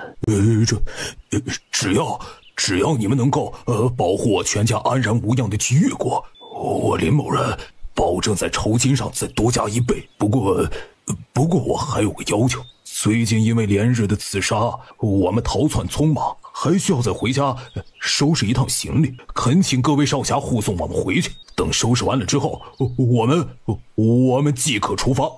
看，你要是再看，我把你的眼珠子挖下来。我第一次从晋国到越国去收香料，还是跟着飙车走的呢。但是你猜怎么着？在山路半道上遇见土匪了。镖局里那帮镖师功夫也是顶厉害，但不是架不住山匪对地形熟悉，就那么3、2下就将那群镖师抓着。当时把我害的呀，我那腰带上可围了一圈鼓囊囊的银带子。你猜后来我咋藏起来的？怎么藏起来的？他还能怎么藏？吓得乱躲在草丛里，结果一个不小心顺着山坡滚下去，差点摔断一只胳膊，最后还是老娘把他给抬了回去。胡说！我那是潜伏在草丛里准备偷袭，谁躲在那里了？姑娘，你姓什么？便只是个姓氏，不打紧的吧？否则这一路上我们该怎么称呼你呢？一直姑娘的喊着也不方便呀。他姓孟姓孟呀。标之点点头。我以前我也认识一个姓孟的，早年我还救过他一命呢。他给了我一个信物，说是以后有机会就来报答。但这么多年过去了，确实也杳无音讯，也不知道那位孟兄弟到底如何了呀？什么信物？倒是也不是啥贵重东西，好像就是一根普通的簪子，我还送给我娘子了。后来，是不是娘子？你给放哪儿了？都那么久的事儿了，我哪记得？再说了，我怎么记得他当时送的簪子成色一般？既如此，说不定早就被我赏给哪个下人了。我倒不是挂记着他来报恩，只记得他当年昏倒咱家后院时满身血，希望几年他已经过上了稳当的日子了吧？就你管得多。您夫人脾气厉害，我却看得出她不是一个坏心肠的人。那可不，她是我的糟糠发妻，我俩当初2个村邻近，她那个村我们都叫她寡妇村，里头全是女人，我们村又全是男人。本来这2个村子互相之间一直看不顺眼，常常为了争几块地打得不可开交。寡妇村又实在是彪悍，女人扛着锄头就跑过来打你。当时一打起来，我们这边都喊打死那个臭娘们儿，冲我扔臭鸡蛋，他们那边便骂回来，弄你祖宗，老娘今天一锄头给你铲翻。你晓得他多彪悍了吧？林高山不是贪得无厌的人，此番被人追杀，林高山放下全部的身家，说走就走。孟七七觉得不是所有人都有这样的魄力。我不会使刀。你会使的，凭感觉就是。马车剧烈的颠簸了一下，孟七七一个不慎，险些脑袋撞上车壁，用手挡在他脑袋跟车壁之间，几乎就快要鼻尖贴着鼻尖。谁？是谁？你们在干嘛呢？哎呀，蠢货！睡你的觉。我又怎么了？四爷，小心！便有无数箭簇破空而来，随后钉在马车外壁上发出阵阵颤音。又来了！在这里坐好，不要乱动。春风顶禅，进来带林掌柜一家先行逃出去。一会儿我让你拔刀便拔刀，拔刀！盛家燕与他一刀一剑，游龙金凤，一阵光怪陆离的刀光剑影，二人同使出一招情意长情。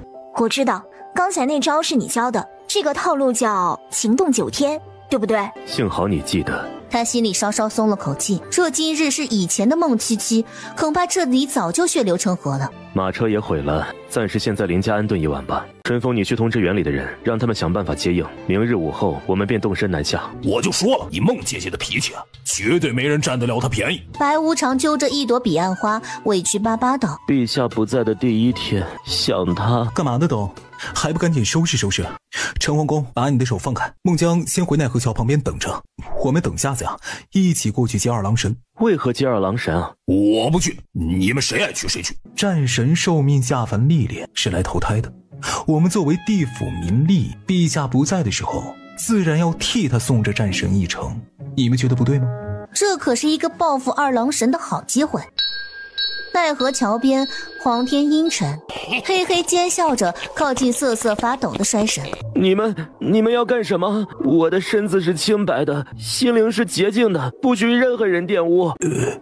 小帅啊，孟姐姐在的时候待你不错吧？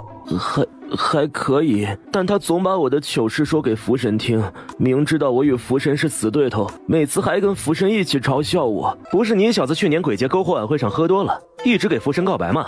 谁说的？本来就是，福神从天铁经常来地府串门，你天天跟在他屁股后，谁不知道那点心思？人家铁拐李有一阵子随着福神下到地府来投胎，你以为铁拐李喜欢他，还嘲笑人家是个跛子呢？哎呀，就是啊，还趁铁拐李如厕的时候，把他的拐杖藏在了煞神的座位底下呢。行了，不要说了。想不到朝夕相处的同僚们，竟然处处记着我的把柄，想要以此来威胁我现身。既然如此，我就豁出去了。你们现在一个一个来吧，一起来我可吃不消。来了，快，把这衰神丢出去！啊！习惯性抬拳，徒手将飞来的衰神打飞。阴曹地府总是飞着这种奇怪的生物。现在二郎神投胎前跟衰神来了个面对面，我倒要看看他出生后会是怎样的命运。这现在啊，哪怕司命想给的好命数，那也不成喽。他怎么感觉这群民吏这回怪怪的？拿过孟婆汤一饮而尽，而后头也不回的直接跃下忘川河。你说的可是真的？何仙姑左右看看，清秀的面庞上呈现出一副不屑的情绪。我还能骗你啊？我亲耳听见的，司命星君被太白和月老两人挟持着，没日没夜的在南斗宫里写孟婆的命格，人间那点辛酸苦辣全被写进孟婆命格里头了。哎，月老是小心眼儿的，孟婆这下可要吃点苦头喽。哎呦，那还了得！这不是公报私仇吗？天帝这也允啊！你可小点声，哪有啥不允许的？七仙女就爱人家那种爱而不得、生死离别的戏码。天帝爱女成狂，肯定由着月老他们去了。可是我们陛下也跟着去了凡间，他的命格也被月老报复了。哎呀，想知道你自己问去。惠娘啊，我这不是替我们陛下着急吗？孟婆呀，她要历劫3生3世，我们陛下呢也是要跟着的，他二人必然是绑在一起的呀。那孟婆的命格不好，哎呦，陛下的又能好到哪儿去啊？对不对？可不是嘛！而且我听说啊，太白金星搜罗了一堆民间话本子，让司命挑着最狗血的写。司命挑来挑去，最终暂时挑中一本，你猜那本叫啥？啥？你说叫啥？失忆女杀手的驯夫之路。而且我听说还有备用的话本，比如什么女杀手的风流往事，王爷见我多妩媚，鞭子调教杀手小娇妻之类的。我个人还是最喜欢调教娇妻那一步。完了完了，这个世界不会好了。孟七七他们一行人暂时安顿在了林宅内。总算能看过眼了。阿梦，出来。哎，葡萄哪里来的？我爹想起来，他还有一个冰库，也是从里头掏出来的，还有许多呢。哎，七七姐，你吃不吃？真不知这一家人到底是逃命的，还是准备出去踏青的。王爷叫我出来，是不是让我看着你手刃他们？弄碎他。酒又是哪儿来的？哦，酒窖拿的喽。王爷放心，我现在不只去劈了那酒壶，我还去劈了他俩。就站在这里，集中你的念力，去试试能不能打碎那个酒壶。啊，这怎么可能？盯准酒壶，专心点。孟七七是真的吃奶的劲儿都要使出来了，酒壶却还是一动不动。本来就是嘛，哪里有这么奇怪的事情？不碰酒壶，不用暗器，就能将一个物品击碎？盛家燕脑袋里到底在想什么呢？王爷，我想如厕了。罢了，以后再试吧。哎呀，今晚啊，该加床被子了，我感觉有些凉意。呀，爹！咋了？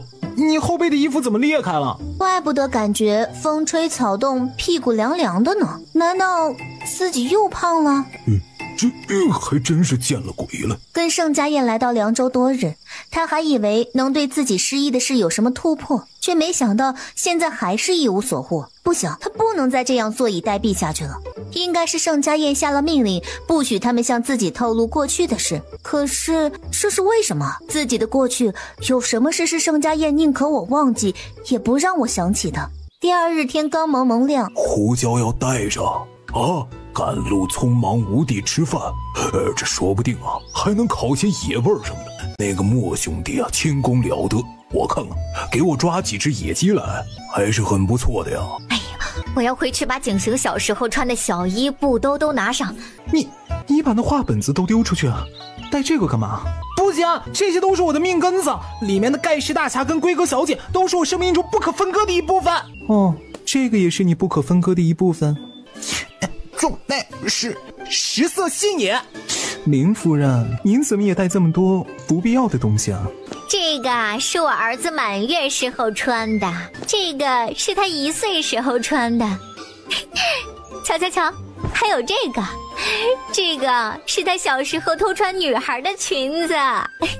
娘，那都是小时候的事了，你别说了吧。莫春风戳了戳他鼓鼓的衣袍，从腹部处噼里啪啦掉出来各种调料，分别有胡椒粉、辣椒粉、孜然粉等一切厨房调料。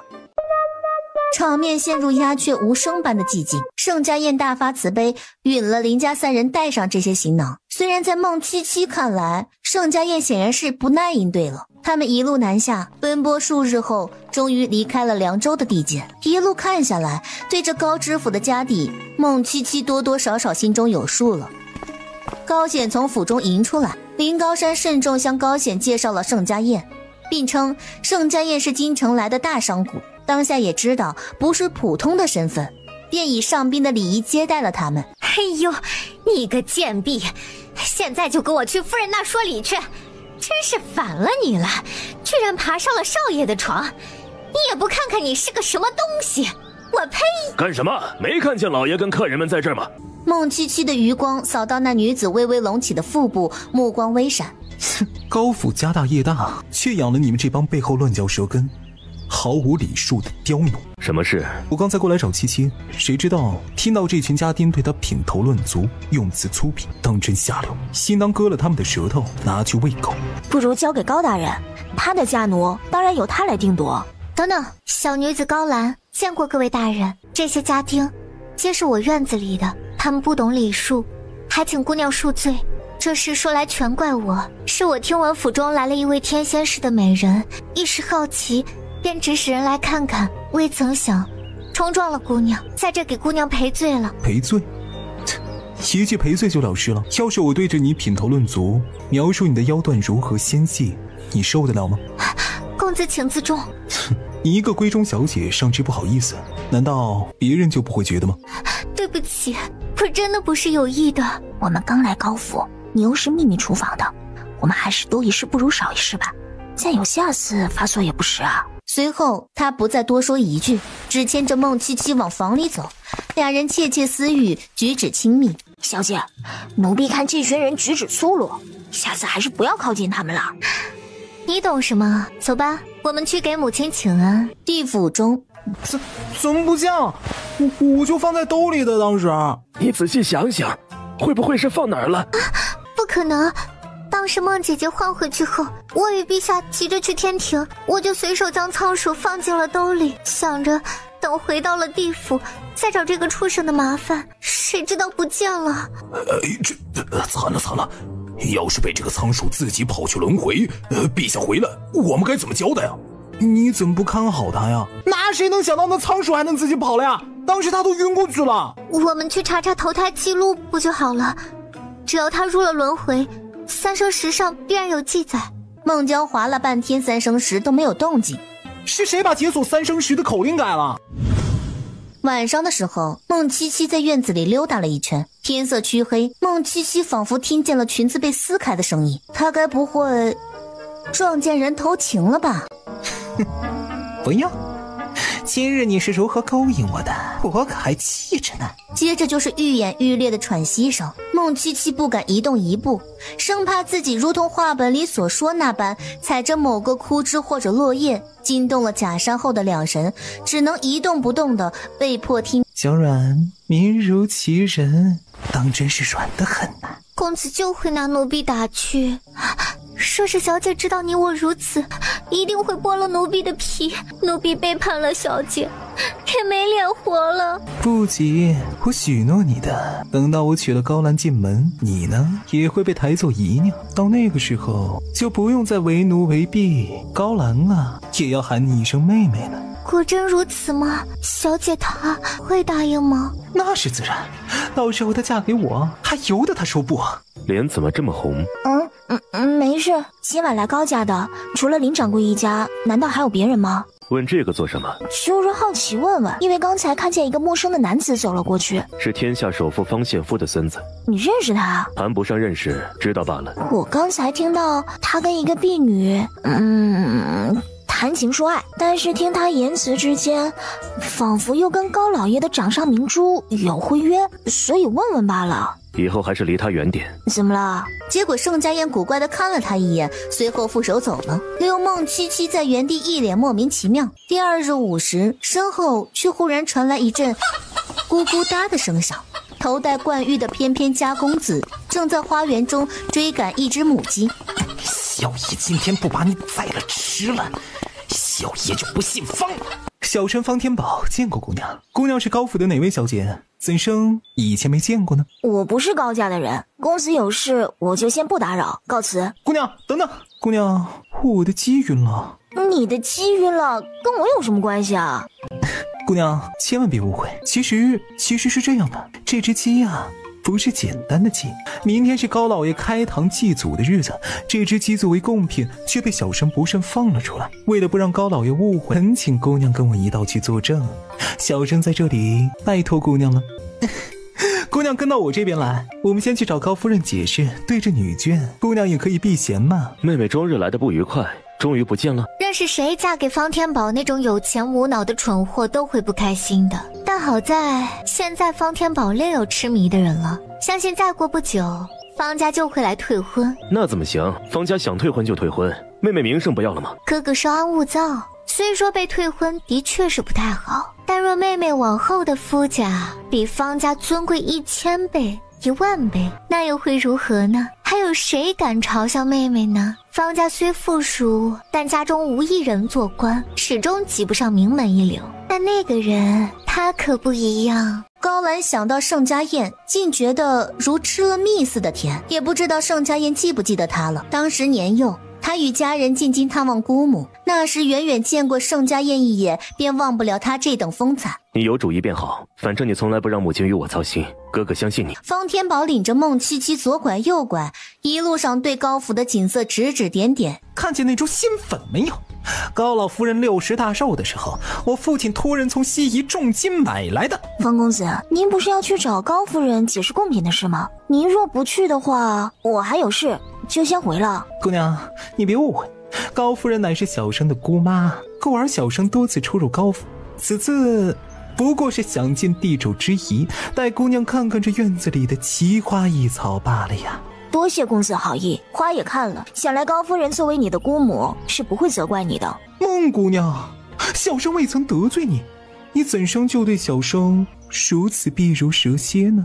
孟姑娘，我并无恶意，你我各取所需，谁也不要碍着谁的事，你说好不好？孟七七抬眼看他，此话何解？我不想与高兰成婚，你不想高兰接近你相公，这难道不是各取所需吗？谁是我相公？不就是前几日跟你一起来的那个男人啊？虽说是京城富甲，但看穿着打扮，怎么着也排得上是皇亲国戚的名号吧？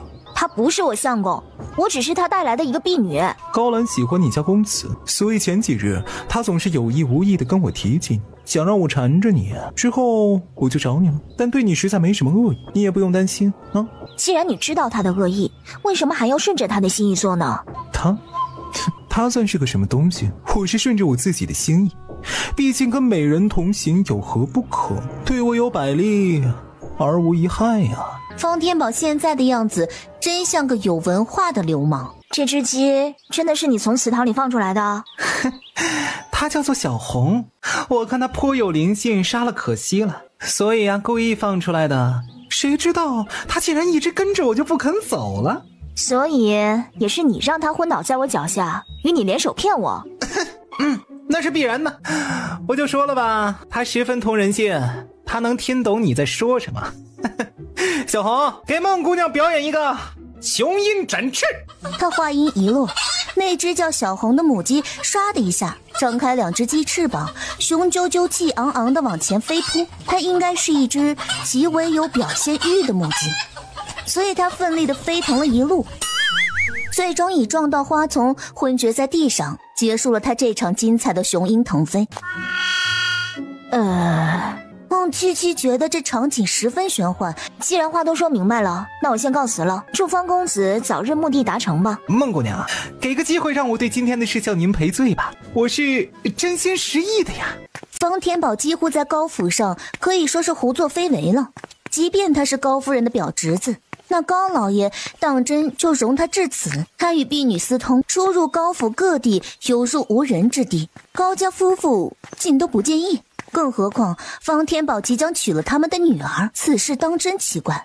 容相公子转告一声，我家少爷想请圣公子指点经商之道，希望在不唐突了公子的情况下，公子移步我家少爷的观星楼一聚。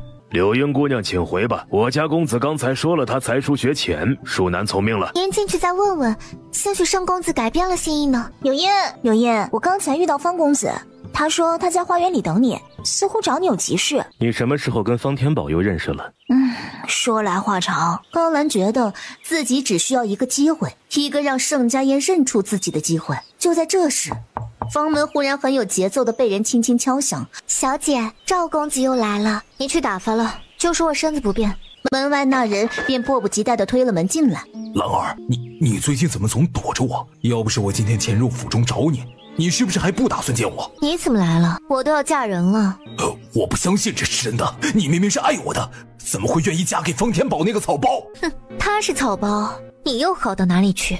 不过仗着姐姐在宫中做贵人，你自己却身无长处。方家好歹是天下富贾，你有什么？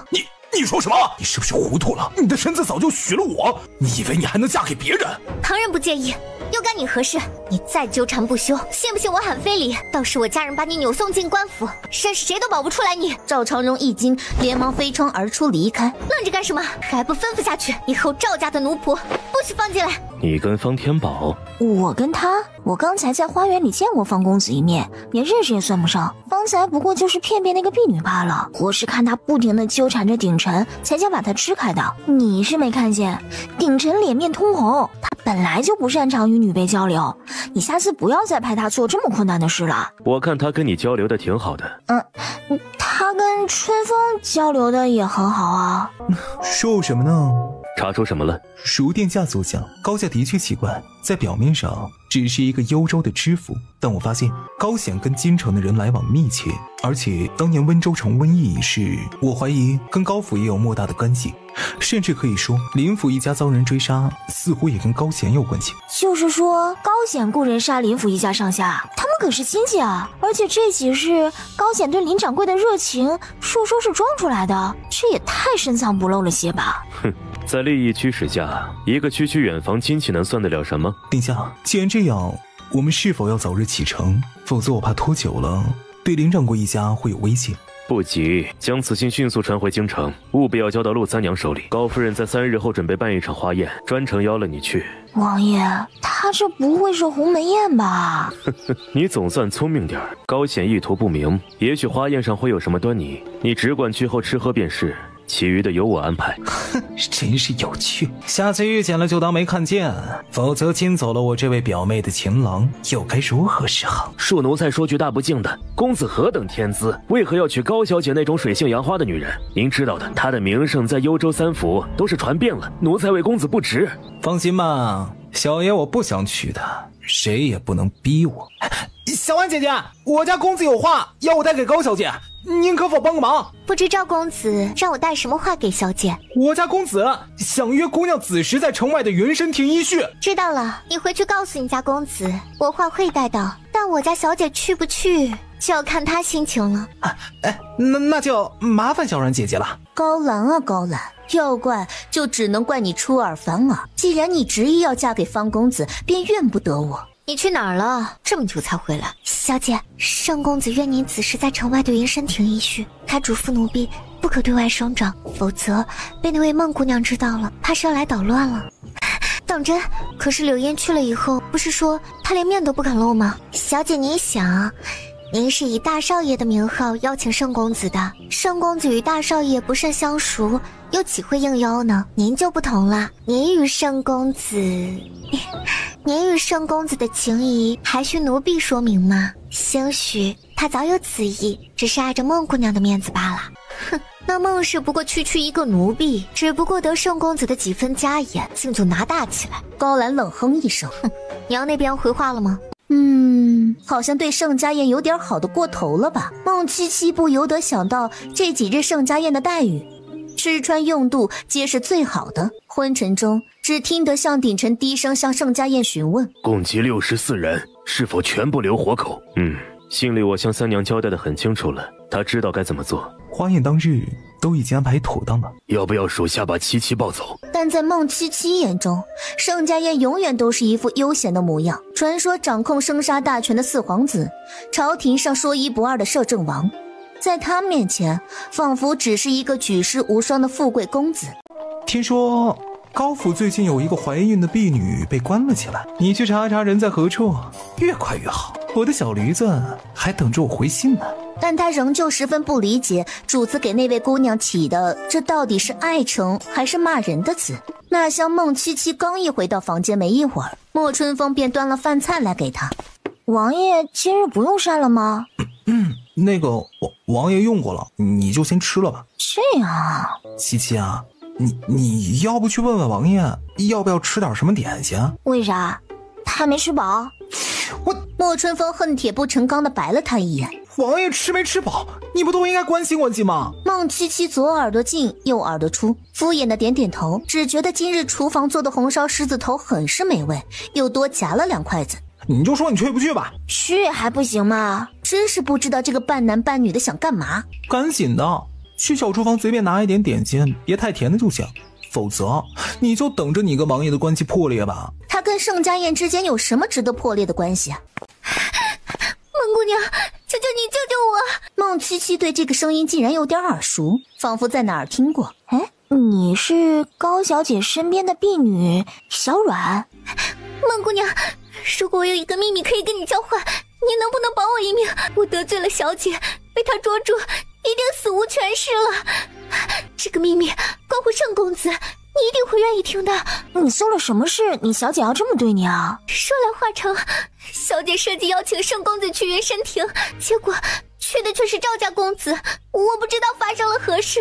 小姐回来后就就杖毙了2个陪同他一起去的丫鬟，话是我传的，小姐一定会迁怒我。求姑娘救救小阮，小阮一定当牛做马报答姑娘。也罢，你先随我回西院，你家小姐应当暂时不会找到那里去，此处不是说话的地方，跟我来吧。他该不该把这件事第一时间告诉盛家燕，还是先隐瞒着，等知道了来龙去脉以后再告诉他？你知道你家小姐在找你，为什么不出高府呢？喝吧，你饿不饿？谢谢姑娘，我暂时不敢出府，到处都有小姐的人，我如果出去了，一定会被捉住，所以我这几日一直假扮成家丁，躲在柴房做杂役，好在那里都是粗工，没人注意到我。我刚才看到姑娘你去了厨房，便在半道上等您了。擦擦脸吧，如你所说，我该怎么样才能帮你呢？其实不必孟姑娘做什么，只要孟姑娘能把方少爷带来，小阮便能逃出升天了。方天宝，孟七七脑海中金光一闪，恍然大悟，怪不得他觉得小阮的声音有点耳熟，可不就是那日他在花园里偷听到的女主角？不知道这个小阮知不知道方天宝的真正面目？以方天宝的个性，真的会保下一个婢女？帮你联络她可以，不过你要先告诉我，你家小姐到底打的什么主意啊？为何会跟我家公子有关？是柳英姐姐说盛公子答应了赴约，但是那日柳英姐姐还有别的要事，便将此事告诉我，让我转告小姐。事情闹到如今地步，盛公子被换成了赵公子，小姐定然是气恼的。柳英看似没有参与这件事当中，小姐当然不会找她麻烦，我只不过就是替人传话，怎么知道其中到底怎么回事，到底是如何李代桃僵的呢？所以我自知大难当头，只能自己想办法了。高兰打着哥哥的名号，邀请盛家燕去幽会。你在这稍等片刻，我去看看能不能让人帮你找来方天宝，他愿不愿意保住你，那就是你们俩的事儿了。到时候我就不再帮忙了。嘘，七七姐，你快看，他们正在分吃一个果子呢。林景行，我是有事要拜托你的。七七姐，你别吵，你快看他们是不是在排列阵型呢？你再不跟我说话，我就要把脚踏下去了。姐姐可别，有什么事说就是了，我一定能帮则帮。哼，你认不认识方天宝啊？方表哥认识啊。太好了，我找他有事，但我现在找不到他，你帮我给他带个信儿，让他速速来西院找我。哦，可是姐姐，你找他干嘛？让你帮我找你就帮我找，小孩子家家的，不要问太多大人的事情了。现在第二件事就是你帮我把这个送去盛公子那儿。我去送，你干嘛去啊？王爷您别不信，七七一听说您心情不好，没用几口膳，立刻去了厨房里头，现在估摸着点心就要端来，您一会儿啊可得给几分薄面，好好的尝尝。盛哥哥，七七姐让我给您送点心来啊。进来。娘亲，这里好可怕，3个哥哥要吃人啊！为何是你送？他人呢？不知道啊，也许是因为要去找方表哥。莫哥哥，你要说什么就说，你一直挤眉弄眼的，我都看不懂。七七他跟方公子又不熟，找他干嘛呀？我也不知道，七七姐让我帮他找表哥，然后他什么都没交代就走了，还让我送这盘点心过来。怎么了？东西放那儿，你回去吧。来人，抓贼人，抓贼人！哎呀，你放开我儿子，你来要挟我，放开他！林夫人，您暂且稍安勿躁。孟七七看向黑衣人，沉问道：“你将林公子放下，还可以有一条活路，否则……”慢着！方天宝不知从哪里赶来的，脸上还带着未擦净的唇印。哪有你这么劝贼人的？一番话说完，岂不是让锦行被人剁成肉片啊？这位兄弟，不知道你是因为何事一时想不开啊？你看你也受伤了，赶紧放下林公子走吧，否则还不被我们的刀剑戳成马蜂窝。你要是为了钱财搭上一条命，他不值啊！你说是不是啊？黑衣人情急之中放开了林锦行，这人怎么了？难道自己又做错了什么，惹他生气了？盛公子好功夫，只是方才锦行正被贼人挟持，若是一个不慎伤到他，那该如何是好？该如何便如何。怎么了？真有贼人？我还以为是锦行那小兔崽子乱喊的。贼人在哪儿呢？看我一勺子打断他的狗腿！等你来，儿子都被人切成片了。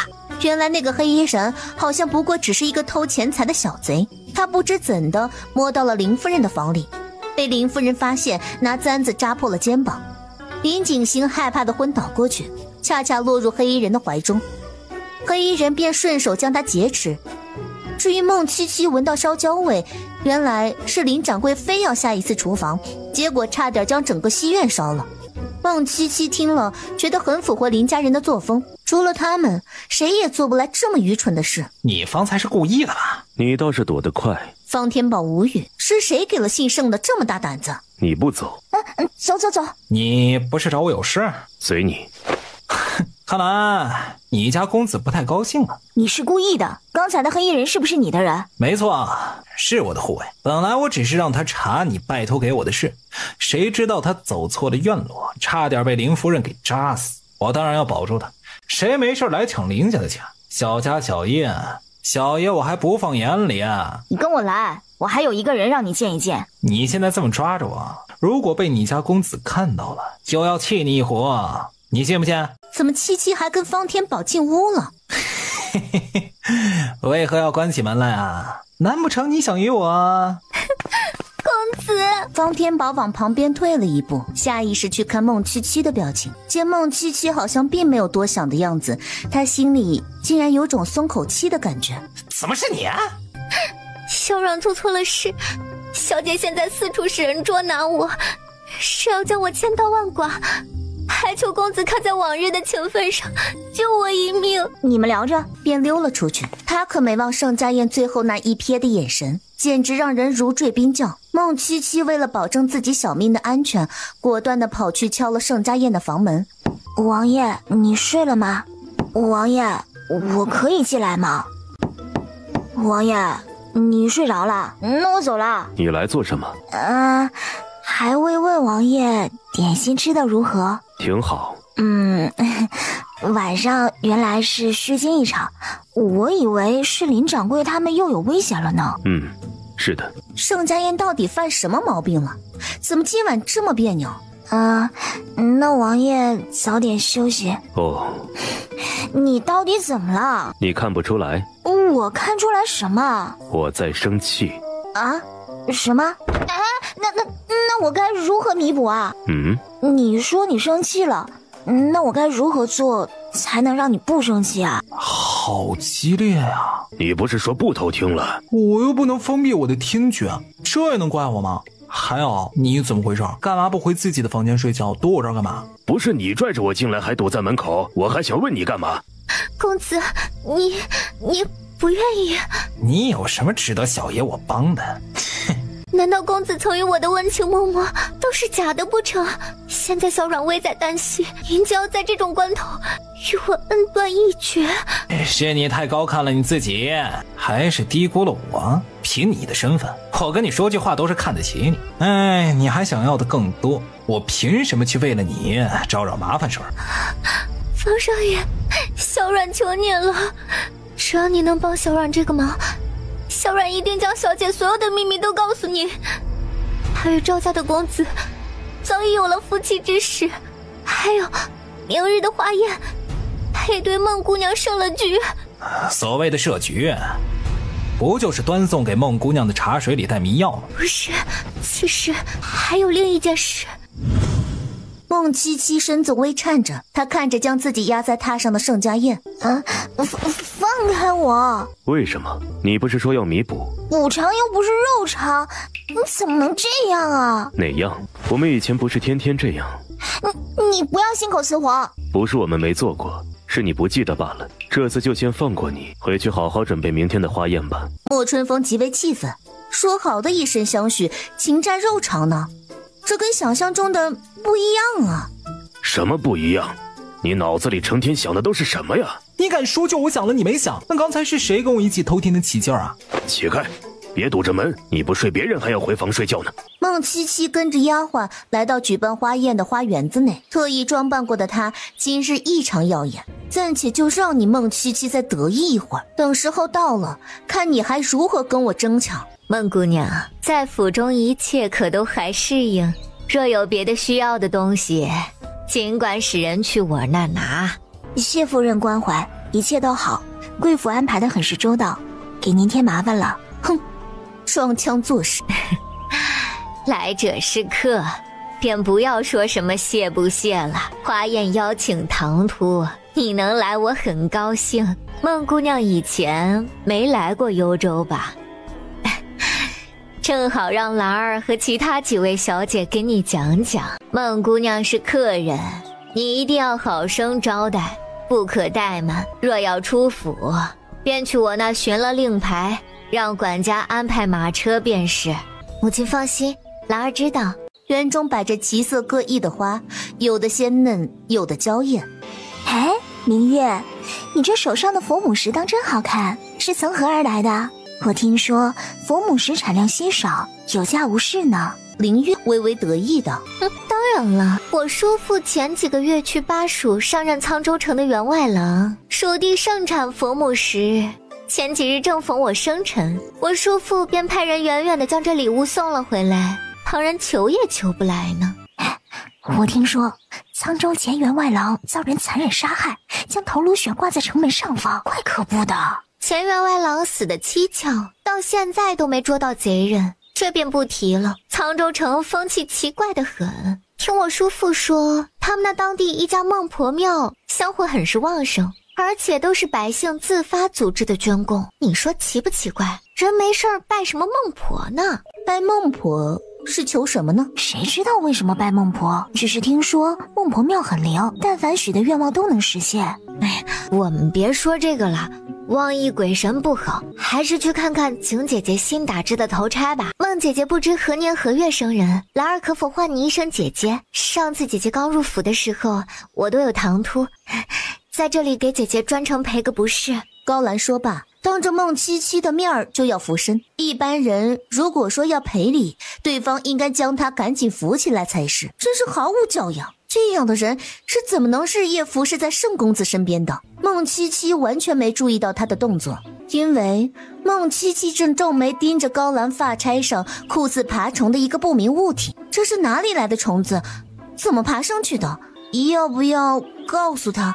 万一不是爬虫呢？万一是这个发钗就是这个样子的呢？但也许高兰口味独特呢。姐姐可喜欢听书啊？什么听书啊？幽州城有一个很有名的说书馆，名字是飞鸿居，家父有听书的爱好，每每常与友人去那点一出。兰儿跟着去过几次，觉得甚是有趣。姐姐在府中也闷了许多日子，姐姐若是想，兰儿可以带姐姐去瞧瞧。那兰儿这就叫母亲安排马车。地府中，县东30里，瑞安西县齐家兄弟求家人平安；县西20里，弄阳坡王家妇人求小儿子的风寒赶紧好；县南50里，涿郡周家老太君祈求新家妇快点怀有身孕。啥？日游神记录到一半，满脸惊诧。求平安顺遂就算了，这求怀孕是啥事儿啊？真当咱孟姐姐是送子观音娘娘啊？行了，赶紧写吧。你又不是不知道，凡间有了香火，这些愿望都要送到咱们手上来。你以为只有这些吗？我刚才瞅了几眼后面的，什么求跟哥哥成亲的，求仕途坦荡的，甚至还有人求朝代灭亡的。咱可是做轮回的活，怎么这都落到咱们头上来了？快点抄吧，这儿还有呢。瞧见没？还不赶紧抄！抄好了，我好让夜游神送达各神的府邸，帮人们完成愿望。不好了，不好了！蛊惑鸟累得昏过去了。听说孟姐姐最近香火旺盛，你们接到了许多祈愿，怎么样？需不需要我帮忙？出去！好好的一个神，怎么你们就以为我会添乱呢？不好啦！帅神骑过来的小青驴在门口被地上的狮子半摔，砸断了孟姐姐养的一棵双生树了。出去！衰神摔门离开。还是把帘子放下吧，姐姐戴着面纱都如此貌美了，若是让外面那些粗野乡民看见了，恐有不轨之心。更何况姐姐与我尚未出阁，多少还是注意些的好。姐姐便一定要如此一意孤行吗？市集是在城东还是城西啊？自然是在城东了。那去城东的路上可有柿子树？我哪知道？你此次出行带了几个丫鬟？一个。姐姐问这个做什么？该不会孟七七发现什么端倪了吧？怎么回事？这么久了还没有到飞鸿居吗？先别喊了，你带来的丫鬟现下在何处？就在后面的马车里。后面没有马车了，怎么会？恐怕是让人故意引开了。我们现在去的也不是城东，反而是向城西走了。你去看看这条道要去哪里？我没有来过幽州城，不知道一直往西会去哪儿。向西便是上山了，这不可能！我交代了车夫去废红居，他没有这个胆子违背我。上山，我们恐怕是被人挟持了。啊！停下来，本小姐要下去。我让你停下来，你是聋的吗？老实坐着，否则叫你们再也说不出话来。你们是谁？我父亲是幽州的知府，你们若敢对我不敬，杀人偿命！一会儿你就盼着自己能死得痛快点吧。杀人？我何时杀人了？高家小姐贵人多忘事儿啊，您只能怪着自己的命不好，惹谁不要惹着赵家，人家家里就那一根独苗，还被你给杀了。现在别人也不想送你去官府了，只想你以命抵命。赵家？你说赵长荣死了？怎么可能死了？上次赵长荣还在云深亭跟他相见，如果他真的死了，传闻这战神是肉胎化仙，功德了得，在传说中凡人羽化升仙都要剔除七情六欲，这战神却是个例外，因为他还有一劫未度。话说这战神在司命神君那处登记了仙部后，便入了轮回，度他最后一个情劫。皇爷，不好了，高府的车出府已经有半个时辰了，按常理来说天当早就到了，可现下却是丢了。伙房才派人去寻，竟然不知踪迹。你们两个怎么如此糊涂啊？让你们绑一个小姐，竟然不知道换成别的车。哎，这马车上印的高家的家徽，一路上有多少人看见这马车往山上来？你们脑子是猪油熬的是吗？天色都暗了，谁能注意到呢？对了，老大，这次除了高家的小姐，还有一个姑娘，不知是谁，怕是个丫鬟，看着装也不像，因为与那高兰在一起，便被绑了过来。赵家只吩咐要高兰，你这绑了别人来，是不是想将事情闹大呀？不会吧，就是个小姑娘，能有什么事儿啊？大不了将她打晕，再丢回去。还不赶紧去把人抓来，将马车牵到别的地方去。为何要把我们抓到这儿来？你们到底抓我做什么？我父亲是幽州的知府，我要让他将你们活剐了。都没命回去了，还想要着别人的命呢？喂，赵家的人出多少钱让你们做事？高兰出双倍。我可没说3倍。孟七七，你不要欺人太甚！我们只要高家小姐的命，至于这位姑娘你，只能自认倒霉吧。赵家的人说了，要将高家的小姐活祭赵公子，他们能不能留你的命，只能看运气了。若是真的不幸陪葬了，下去后见了阎王爷再说理吧。而且这压根就不是钱不钱的事儿，赵家有贵人在京中，老三，所以还是少费功夫，别挣扎了。等下若有命，再留着逃跑吧。活祭。他们竟然敢有这么大的胆子！不要白费功夫了，你还以为自己有神力，能将门锁直接推开吗？他话音刚落，外头的铁锁啪的一声落在地上。方才那群人就没锁门吗？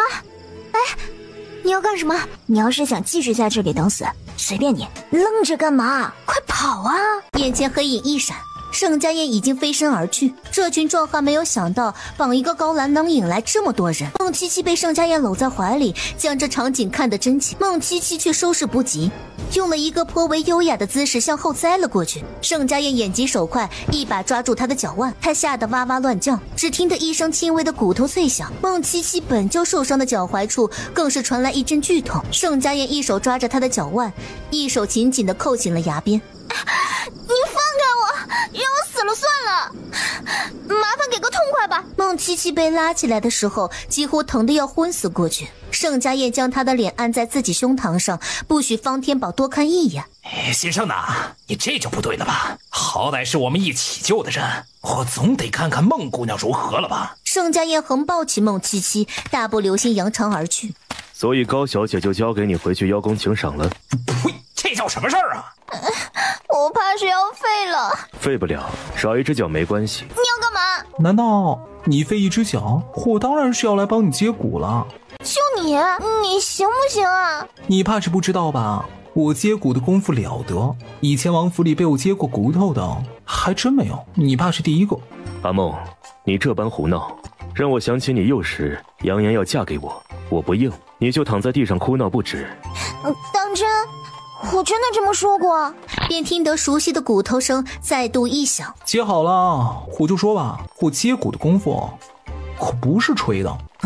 好在琪琪没事，否则要他们断手断脚。赵家的人当真如此胆大包天吗？不说琪琪就说高兰，堂堂幽州知府的女儿，赵家也不放在眼里竟然想活计。宫中的赵妃，皇上有急事都点她随时在侧，便连皇后也没有这样的殊荣。你说他赵家有没有这个胆子？无论赵家还是高家，怕都不是什么好东西。这次能挑得他们两派相争，倒是也不错啊。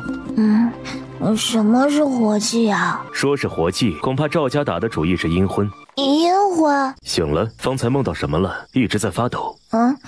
没什么，梦到我还在贼人手中，在逃命罢了。九重天上，值日星官刚刚回到天庭，准备换班。我说你这急匆匆的，是要去做啥去啊？你这太上神君不慎喝了食神的酒，一下子醉倒了，将封存上仙们记忆的神鼎推动，险些翻了出来。现下大家都要去往太上神府帮忙将神鼎归位。另一边，真武大帝坐在帘后，听着底下童子禀报神鼎情况后，他低不可闻地叹了一声：帝尊，您是否要亲自去瞧瞧？罢了，冥冥之中自有定数，天道伦常，不可违背，由着去吧。如果日后记忆当真归位，那也是造化使然。孟七七休养了不到2日，林高山便带着妻儿来到了盛家宴的屋子里。林掌柜这么快就想要启程了？记得日前问你你还说要多住几日呢。不住了，早点去往越国，我的心也能够安定下来，越快越好。我是一刻都不想多待了。好，行程便被如此敲定下来。原定计划是第2日，大家便收整行囊离开。然而就在这第2天，高府却出了大事。官府的人拿着大理寺的令书，要逮捕高兰，关押禁牢，择日审问。你听说了吗？上次绑了小姐跟孟姑娘的几个贼人，不知被谁剥了皮挂在城门上，血淋淋的，害死人了。可不是，若我看见了，怕是要昏死过去啊！你知道吗？今天我们碰着一怪人，他看到我们就猜测我们身边有一位姓孟的姑娘，还说你活不过30岁，当下就被我暴打了一顿啊！多嘴，这样的胡言乱语也拿来跟七七说？那有什么？说着博他一乐罢了。你别把别人打坏了，回头又要王爷替你处理。小姐身边的小阮要求见你，前阵子小姐夜会赵家公子，听说就是这小阮在中间传的话，之后他就消失不见了，直到小姐今日被官府捉了去才出现。当时小姐足足让人找了他好些日子呢。这等欺上瞒下的狗奴才，还来见我做什么？直接拖去门口活活打死。夫人，您不如还是叫进来听听他要说什么吧。若是他当真在中间捣鬼，为何现下还敢回来求见您？想必是有什么重要的事情要回禀，您不妨一听之后再打死也不迟啊。夫人，都是小阮没用，都是小阮的错，害小姐如此境地，求夫人将小阮打死吧。打死你是必然的，在这之前，你且先说说到底怎么回事，是谁给你的胆子算计小姐？你若老实说了，我还能留你一个全尸，否则你就等着死后都不得安宁。是，小姐与赵家的公子曾有一段情愫，但小姐与赵公子发乎于情，止乎礼，从未做出什么事。在盛公子来了以后，更是与小姐情投意合。小姐也邀请过盛公子入楼一聚，但被盛公子身边的孟姑娘挡了回来。之后那孟姑娘有一日突地找到奴婢，说是盛公子要小姐夜深庭一聚。小姐天性单纯，奴婢也没有怀疑过那孟姑娘所言是否属实，只如实转告了小姐。可是小姐当夜去了云深庭后，奴婢才不小心听见服侍孟姑娘的2位姐姐说盛公子正在那孟姑娘房中。奴婢当时大惊不已，若是盛公子在孟姑娘的房中，那云山亭与小姐夜会的又是何人？当时夜已至深，奴婢不敢叨扰您和老爷，只能自己孤身去寻。可是一路上并未见着小姐，奴婢也险些惨死在路边。奴婢自知闯了大祸，没脸回来见老爷和夫人，所以在外乞讨为生。可是直到今日，奴婢听见外头的人都在讨论，说高知府里抓了一个行凶杀人的小姐。小姐那样柔弱的一个人，怎么会杀人呢？如今细细想来，怕一切都是有人安排好的。夫人，奴婢死不足惜，只是奴婢不得不将此事完完整整的告诉您，您一定要为小姐伸冤，否则奴婢死了也不会瞑目啊！我的兰儿。奴婢听说孟姑娘最近正在找那名怀了大少爷孩子的婢女，似是托了人到处打听她的下落呢。找那婢女做什么？也许是同为婢女，生出了怜悯之心吧，否则孟姑娘也不会千方百计坏小姐名声。她的心底升起一股报复的快感。孟七七，要怪就怪你自己生得那般漂亮，将方公子迷得团团转。小阮，恐怕我不能将你收房，而且我也要遣尽我府中的所有侍妾。我已经有心仪的女子，我不想她误会我。虽然我给她造成的误会已经足够多了。是孟姑娘吗？我会安排人送你出高府，之后你就拿着钱去别的地方谋生吧。你机灵乖巧，想找个落脚的地方并不难啊。可是公子，小阮已经是你的人了。他不甘心，甚至仇恨，恨高兰，恨高府，恨孟七七。那日，小阮故意将高兰花宴中何时出府的时间透露给了赵府，本想让赵府借此机会除去自己心头的2根刺，哪知他俩竟有命回来。如果自己也无法落得一个好归宿，那他就只能将水搅得更加浑浊。这件事我知道了，你将功抵过，也算是与高府两清了。你去跟着春兰拿了自己的卖身契，从此以后出府去吧。第二日一早，孟七七便被婢女的惊叫声吵醒，外头不一会儿就响起了窸窸窣窣的响动。哎，你前头怎么了？吵吵嚷嚷的。孟姑娘可不要去前头，西院的池塘里沉了一个婢女，听说好像是曾服侍小姐的人，名叫小阮的，不知怎的溺毙了。奴婢这边要去通知管家来将人捞上来。你怎么不穿鞋？他晚饭前听见服侍自己的2个小丫鬟在廊下的悄悄话。小阮的尸体送走了吗？我看见管家让人把他抬了出去，那耷拉出来的一只手都泡胀了。哎呦，真是恐怖。要说夫人也是狠心，那小阮起码服侍了小姐几年，死后夫人也没有给个安葬费，竟让人直接拖去乱葬岗了。这有什么稀奇的？夫人的手段你还不晓得？之前那个叫素荷的婢女不也是被夫人赶出去了吗？哪怕她还怀着少爷的骨肉，夫人也是半点情面都没给的。现下听说她正被养在城中许郎中的家里，怕是孩子一出生她就得……你别说了，大晚上的多吓人。你说的许郎中是大汉楼旁边的许字号里的那位？可不是嘛，就是那位。素荷在他家养了许多日子了，算来他的身孕当时被送走时已经有4个多月了吧。今夜这2个小婢女的窃窃私语，绝对是孟七七这几天偷听墙角听到的最有用的信息。此时已近深夜，孟七七凭着感觉跑进了大汉楼后的一条小巷。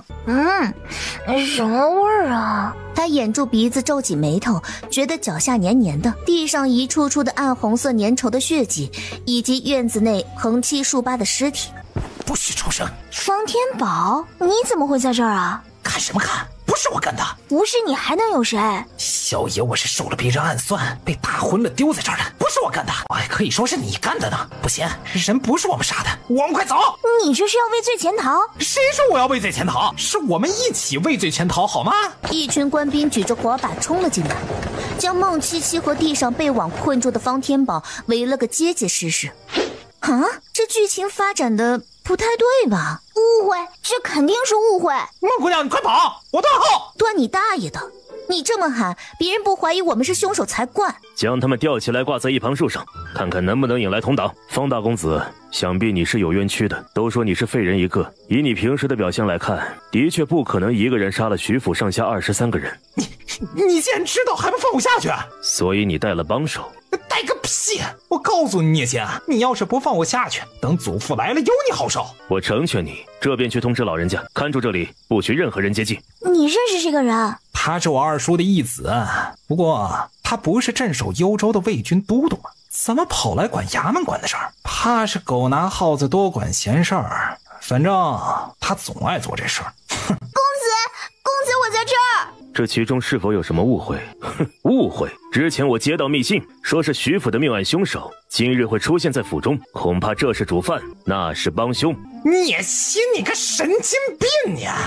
方天宝，你冷静一点，再这样我们两个都要掉下去了。今晚之事，你们俩谁也逃不了干系。若想证其无辜，那就拿出证据来关衙，我等你们。孽障！祖父，我现下要将嫌疑犯捉拿归案，夜深路重，您请保重身体。翌日，孟七七与方天宝被捕的消息传遍幽州城。吴玉，你想不想吃？吃你个鸡大腿不吃，我才不吃凶犯的东西。谁知道这是不是最后一顿？人不是我杀的，我一个人怎么可能杀得了20多人？我醒来以后就在那儿了。一定是你得罪了什么人，人才要这样嫁祸你。我不会是你报复我吧？我闲着没事报复你干嘛？你有得罪过我吗？说的也是，我只不过是要拿你当挡箭牌，拒绝了小阮而已，应该不算吧？什么？你拿我做什么挡箭牌啊？我以为小阮跟你说了，那天晚上他让我带他离开，我拒绝了。我说我有喜欢的人，他问我是不是你，我还没想好，所以就没说话。看他那样，估计以为我是默认了吧？你疯了吧？你怎么这样跟他说呀？故意让别人误会。你知不知道前2天小阮死了啊？那又怎么样啊？你探监了，一定是我祖父又来看我了。我要跟他说，再给我搞一个说书先生进来，这里实在是忒无聊了。哎，你看这么久了，你的圣公子可有来看望过你啊？我跟我家公子的关系，他就算不来，我也知道他担心我。我跟他走的是心，你懂个屁呀！公子，公子，你怎么样？他们肯放我出去了吗？一切可还安好？怕是好不起来了。公子怎么才来呢？大牢里的地砖很硬，硌得我浑身骨头都疼。这里还阴暗潮湿，睡也睡不好，蟑螂爬来爬去的，我饿到现在也没吃饭。我迟来的原因其实是我让春风去了徐府周围，想要看看有没有什么别的线索。不要杀俺，俺什么都没看到。徐府宅子的事你都知道些什么？不知道，什么都不知道。你可要想清楚了，到底知不知道？知道。赵虎赶忙求饶。昨天俺在2两酒馆里吃了一块牛肉，喝了一坛热黄酒，就要出去打更。然后俺看天色不好，那时雨刚停，四处都静静的。你别看俺个头高大，俺确实有点害怕的。说重点。好。徐府那条巷子太黑了，但俺不能不经过，便想趁着月色尚明，早去早完事儿。谁知俺这么一去，可了不得了。徐府那大门敞着，里头死了乌泱泱的躺着几个人，血流的那叫一个吓人。俺当时吓得不行，就赶紧跑了。然后呢？除了死人没别的了？倒是有一个穿着蓝白衣服的公子爷在那院子里头。他在干嘛？好像是在吐吧。哎呦，俺是真的记不清啊，就扫了那么一眼，然后赶紧跑了。别的你问俺也不知道呀。跟我走一趟吧，做个证人，保你下半生吃穿不愁。否则的话，我就提前帮你做个了的，省得你还在这儿担惊受怕。俺的娘啊，这姑娘真好看，就是声音粗犷了点，性子也忒野了。那这么说，我有不在场证明了。等他为你作证，很快你就能出去了。时间到了，你在这里再忍半日，不用着急，万事有我。剥削民脂民膏，简直就是强盗！肯定是新生的告状，否则他怎么刚一走，聂心就来了呀？你可别乱说话，我们公子不是那种乱打报告的小人，他才不会做这种事呢。你休要往他身上泼脏水。刚才他都跟你说什么了？跟你没关系。我们好歹是一条船上的蚂蚱，你总该告诉我吧。我凭什么告诉你？万一你是杀人犯，那我告诉你，我不就真成了跟你通气了吗？到了夜间，衙门的人就将孟七七放了出去。那个孟姑娘那个小女孩杀人，我看她是不敢的，她恐怕连鸡都不敢杀。从我认识她以来，看着就怂，怎么会杀人呢？对呀，她要是真的会点杀人的武功，那为什么上次被人绑走，还要被歹人追着满山的跑啊？你要是说莫哥杀的人，我可能还信。你说孟姐姐，那就太贻笑大方了。一边感动的要抹眼泪，一边在心底咆哮：我的确不敢杀人，但怂是什么意思啊？我谢谢你们一家哦。你们要野炊吗？哎呦，傻孩子啊！突如其来的牢狱之灾太晦气，快火盆去晦气，柚子叶打走霉运啊！地府内正在观看阎王孟婆生活第3集的名利们也爆发出喝彩的欢呼声。你怎么也这么快就出来了？那当然了，你能出来，为什么小爷不能出来？人又不是小爷我杀的。哎，快，给你表哥我也拍打拍打，去晦气。夫人早就吩咐过了，血宴都得紧着院子里的那位用，你这下一股脑全拿走了，我拿什么给院里那位喝？那怎么办？曲姨娘病着呢，难道就不需要这些了吗？我告诉你，也就是夫人现在闭门不见客，否则我去请示了意思，这血宴也是给我家姨娘的。院子里头那位什么身份大伙不知道啊？除了她肚子里的那个配用燕窝，凭她自己的身份也配。你要是有什么不乐意，找老爷说理去。呸！什么东西，还敢拿姨娘做借口？你家曲姨娘没得宠钱，连给太太洗脚都配不上，还在这儿拿蒜的，我呸！那个叫素荷的怀孕婢女，会不会就是被关在这里？小红，你在这里做什么？那只叫小红的母鸡高冷地抬了抬眼皮，看看外头落雨的天，仿佛在说躲雨呗，还能干啥？小红是只有灵性的鸡。小红，你能帮我引开那位大婶吗？我想要进去看看，如果你帮我办成了，我就每日都给你干净的米粒吃，好不好？不止米粒，还有小虫子，我再给你做一整套按摩，帮你梳理羽毛。随后一步步地往小院那儿走去。素荷，我是来救你的，快跟我走吧。怎么了？你不走？不是，露出脚踝上锁着的铁链。我走不了，跑不出去。高夫人居然如此心狠。谢谢姑娘，你快走吧，如果让王婆子发现你，告到太太那里去，你就不好受了。素荷，你想不想走？当然是想的，在这每日都睡不安稳，每天都噩梦连连。说能逃跑，我真不想留下来。可是我就算出去了，以我的能力，怎么养活自己和这个孩子？这个你不用担心，交给我了。只要你想出去，我一定帮你想办法。你这几日先假装好好的在这里，过几天我会想办法把你救出去的。虽然不知姑娘为何要救我，但我相信眼神不会说谎。素荷在这儿，还有一事相求，请姑娘成全。没过2日，京城那边传话过来，让大理寺的人先把高兰放出来，理由是证据不足，不足以证明高兰杀了人，让大理寺查清楚再去抓人。你要什么东西就赶紧跟王爷说，在这儿跟我挤眉弄眼的干啥呢？什么东西啊？七七想让王爷给他弄几份保胎药来，今早他来找我，让我帮他搞到手，我却是不懂这个的，就让他来寻王爷了。难道本王就懂这个了？不是，王爷，您听我解释。王爷，殿下，阿燕，我真的有事求你。说吧。见过王爷，先前不知王爷身份，民妇恐怕唐突了许多，还请王爷恕罪。什么？圣公子是摄政王？还有什么话要说，赶紧说完，我要锁了人回去交差了。方天宝，你别在这里添乱，边上待着去。王爷，这是我当年从您腰间拽扯下来的。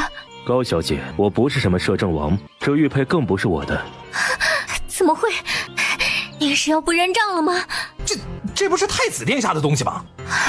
什么？这就是太子殿下的，我不会弄错的。这块雕刻的玉，当初还是我祖父进贡给皇上的呢。那年我跟祖父一起进阶，亲耳听见皇上拿到玉佩之后，当场赏赐给了太子殿下。此玉通体澄澈，颜色纯正，因为里面自带的纹路就像是一只行走的龙。太子殿下当时又受宠，皇上便当即赏赐给了他。这事儿你也心也知道，没进宫之前，我还拿给聂青看过呢。好像是这样。看来与高小姐有染的，差点占了高小姐身子。不是我家公子，也不是摄政王，原来是太子殿下。高小姐要不要立刻修书一封送往京城，让太子殿下赶过来救你啊？这怎么可能呢？别争了，太子爷刚才传了消息来，摄政王还在京中，人家压根儿就没出门。那兰儿呢？他有没有说准备把兰儿怎么办？太子殿下很是生气，让大理寺公事公办，不必留情了。王爷不必瞒小生，旁人不识得，小生却是识得您的。那年宫中举办赛马，正是您将马上要达到终点的我挑下马背。在起初啊，我也只是觉得您有些眼熟，再后来想来想去，也没能想起。直到在那日看见您袖子里头的纹龙，我家里虽然没人入仕，我却是能跟着祖父时不时的出入宫廷进奉，是不是宫廷里面绣娘的手艺啊？我一看就知道。没想到您当年为了跟我争一张山河图，把我挑下了马背，现如今又来争，也不知道是不是上辈子欠您呢？哎，罢了罢了，输便输了，真是无趣。哎，哪天后悔了，任何一个天宝钱庄都能找到我可比王爷要有趣多了。那玉佩真的不是你的？不是。真的是太子的？不知道。你真的跟高兰曾有一个花前月下？没有。你知道吗？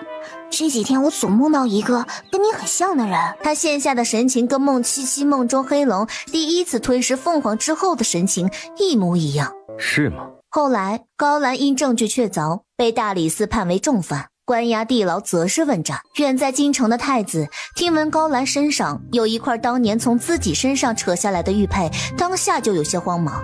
是哪块呢？是纹了玉兰的，还是鲤鱼跃龙门那一块？因为从他这儿给出去的玉佩太多了，常常就是一高兴就许了什么人承诺，并且以自己的玉佩为信物。长此以往，他自己都忘了都给过谁。让大理寺对那什么兰判的重一点，挪到京城的天牢里来吧，我看着还能放心点儿，绝对不会给盛家宴那个贼人半点弹劾我的机会。就凭你终日花天酒地，摄政王要弹劾你，那岂不是随手拈来？相公子，你们这是……承蒙高老爷照顾多日，本不该在这种时候离开，但我家公子要事缠身，只能早日动身了，还请高老爷见谅。希望您的夫人身体尽快康复，您请多多保重。林贤弟也与你们一同离开，这是自然，我们顺路便捎带一程。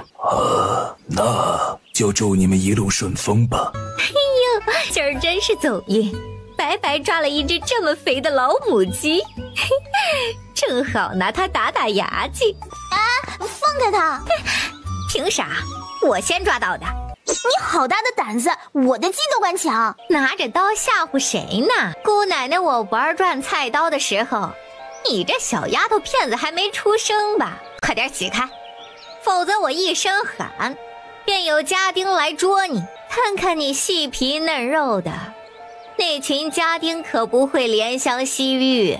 还不等他动作，便不知从什么方向飞来一个石子，正中那位大婶太阳穴。他当下便被击得昏了过去。你什么时候学会跟人讲理了？他悠悠道：你怎么来了？盛家燕不会发现自己要救素荷了吧？我就是看到他欺负一只鸡，气不过，才在这里争辩的。你先去前面等着我吧，我马上就来。我也是随便走到这里，觉得这所碍眼罢了。真是来去如风不成？孟姑娘别着急，再试一次。小红从外头颐指气使、昂首挺胸的进来，嘴里还叼着一把钥匙。小红，真有你的，这都能找到。终于从铁链中解脱。拜托，我自己都知道自己是一只鸡而已。要不是外面那个黑衣服的男子太过俊美，提出的要求连一只鸡都无法拒绝，我才不帮这个忙。我们这次要几个人一起走啊？一共8个，如果算上素荷肚子里的孩子，就是9个。亲娘了呀！行了，以后小爷是孤单一人，你也是孤单一只鸡啊，要不然咱俩凑个段，互相陪伴吧。地府中，苏世进陡然暗了下去。怎么搞的嘛？最重要的关头居然没了！恐怕这苏世静感觉到陛下要回来了，兴奋的休克了。怕是如此啊！可是陛下的凡身死了，那孟姐姐不还是要孤苦伶仃一个人活着吗？恐怕以梦姐姐的个性，可能会自尽也说不定啊。啊！哎，那可不行！而且陛下怎么会死？他不是男主角吗？咋了？我看话本里面那些主角，都是大难不死，这没道理。我们陛下跟梦姐姐就跟剧本上说好的不一样啊。可执笔人不是月老和司命吗？错，还有一众记恨梦姐姐的上仙们。走，不看了，回去洗洗漱漱啊，准备接陛下跟梦姐姐回家喽。真没想到，陛下还喜欢玩捆绑。嘿嘿嘿，黑你个屁黑！都结束了，快走，把我们上次吃的瓜子壳扫一扫，免得梦姐姐回来把我们俩打回原形。啊，俗世剧怎么不播了？最后结局是啥？我还没看呢。哎，你等等我，你说你都老大不小的了，以后不能再这样浑浑噩噩的了，否则在下次地府裁员都要落到你头上了，晓得不嘞？我不就是反应迟钝了点吗？不是说你反应迟钝这件事啊，你看一下刚才是不是就你一个人说陛下有捆绑的癖好？这事儿咱们心知肚明就行了，说出来怕是要被折腾呢。可是这件事是事实，这也不能说吗？孟姜不在，这个是重点吗？他们要把血河的足袜塞我嘴里，这跟谋杀有什么区别？我袜子咋了？我前几天才洗过脚。不要闹了，我们现在要讨论一件很严肃的事。啥事儿？你们还记不记得二郎神投胎前，我们曾经把衰神丢过去了，为的是让他在凡间也倒霉。完了，我们忘了一件事儿，二郎神投胎后还未出生，便能给他的家庭带来灾祸。现在梦姐姐带着她的娘，那咱们梦姐姐怎么办？第二日，戴卫真带着妻子女儿上来。你变安静了许多。以前我很聒噪。魏初华嗤笑，那倒不是，以前的你明明是一个婢女，却一副无法无天的样子。现在的你倒是有点婢女的样子了，唯唯诺诺，不声不响的。是因为我现在不轻易把你踢进湖里了吗？这里可是扬州城，不是京城，难道你也要乱用你的妖术胡作非为？妖术？你不用瞒我，我知道你有妖术，当年我亲眼看见的。我们俩在山上遭遇马匪，你手中没有一兵一刃，那马匪停在你面前就是动弹不了。你是不是以为我当时昏过去了？其实我都看见了。你现在是不是很后悔当时救了我？你也不用担心，当年你救我一命，我也不会把你的秘密说出去。这件事上我俩扯平了，但在王爷的事上，我可不会让给你。我们大家各凭本事。我看起来很像要跟你抢王爷的人吗？不是看起来像，你就是。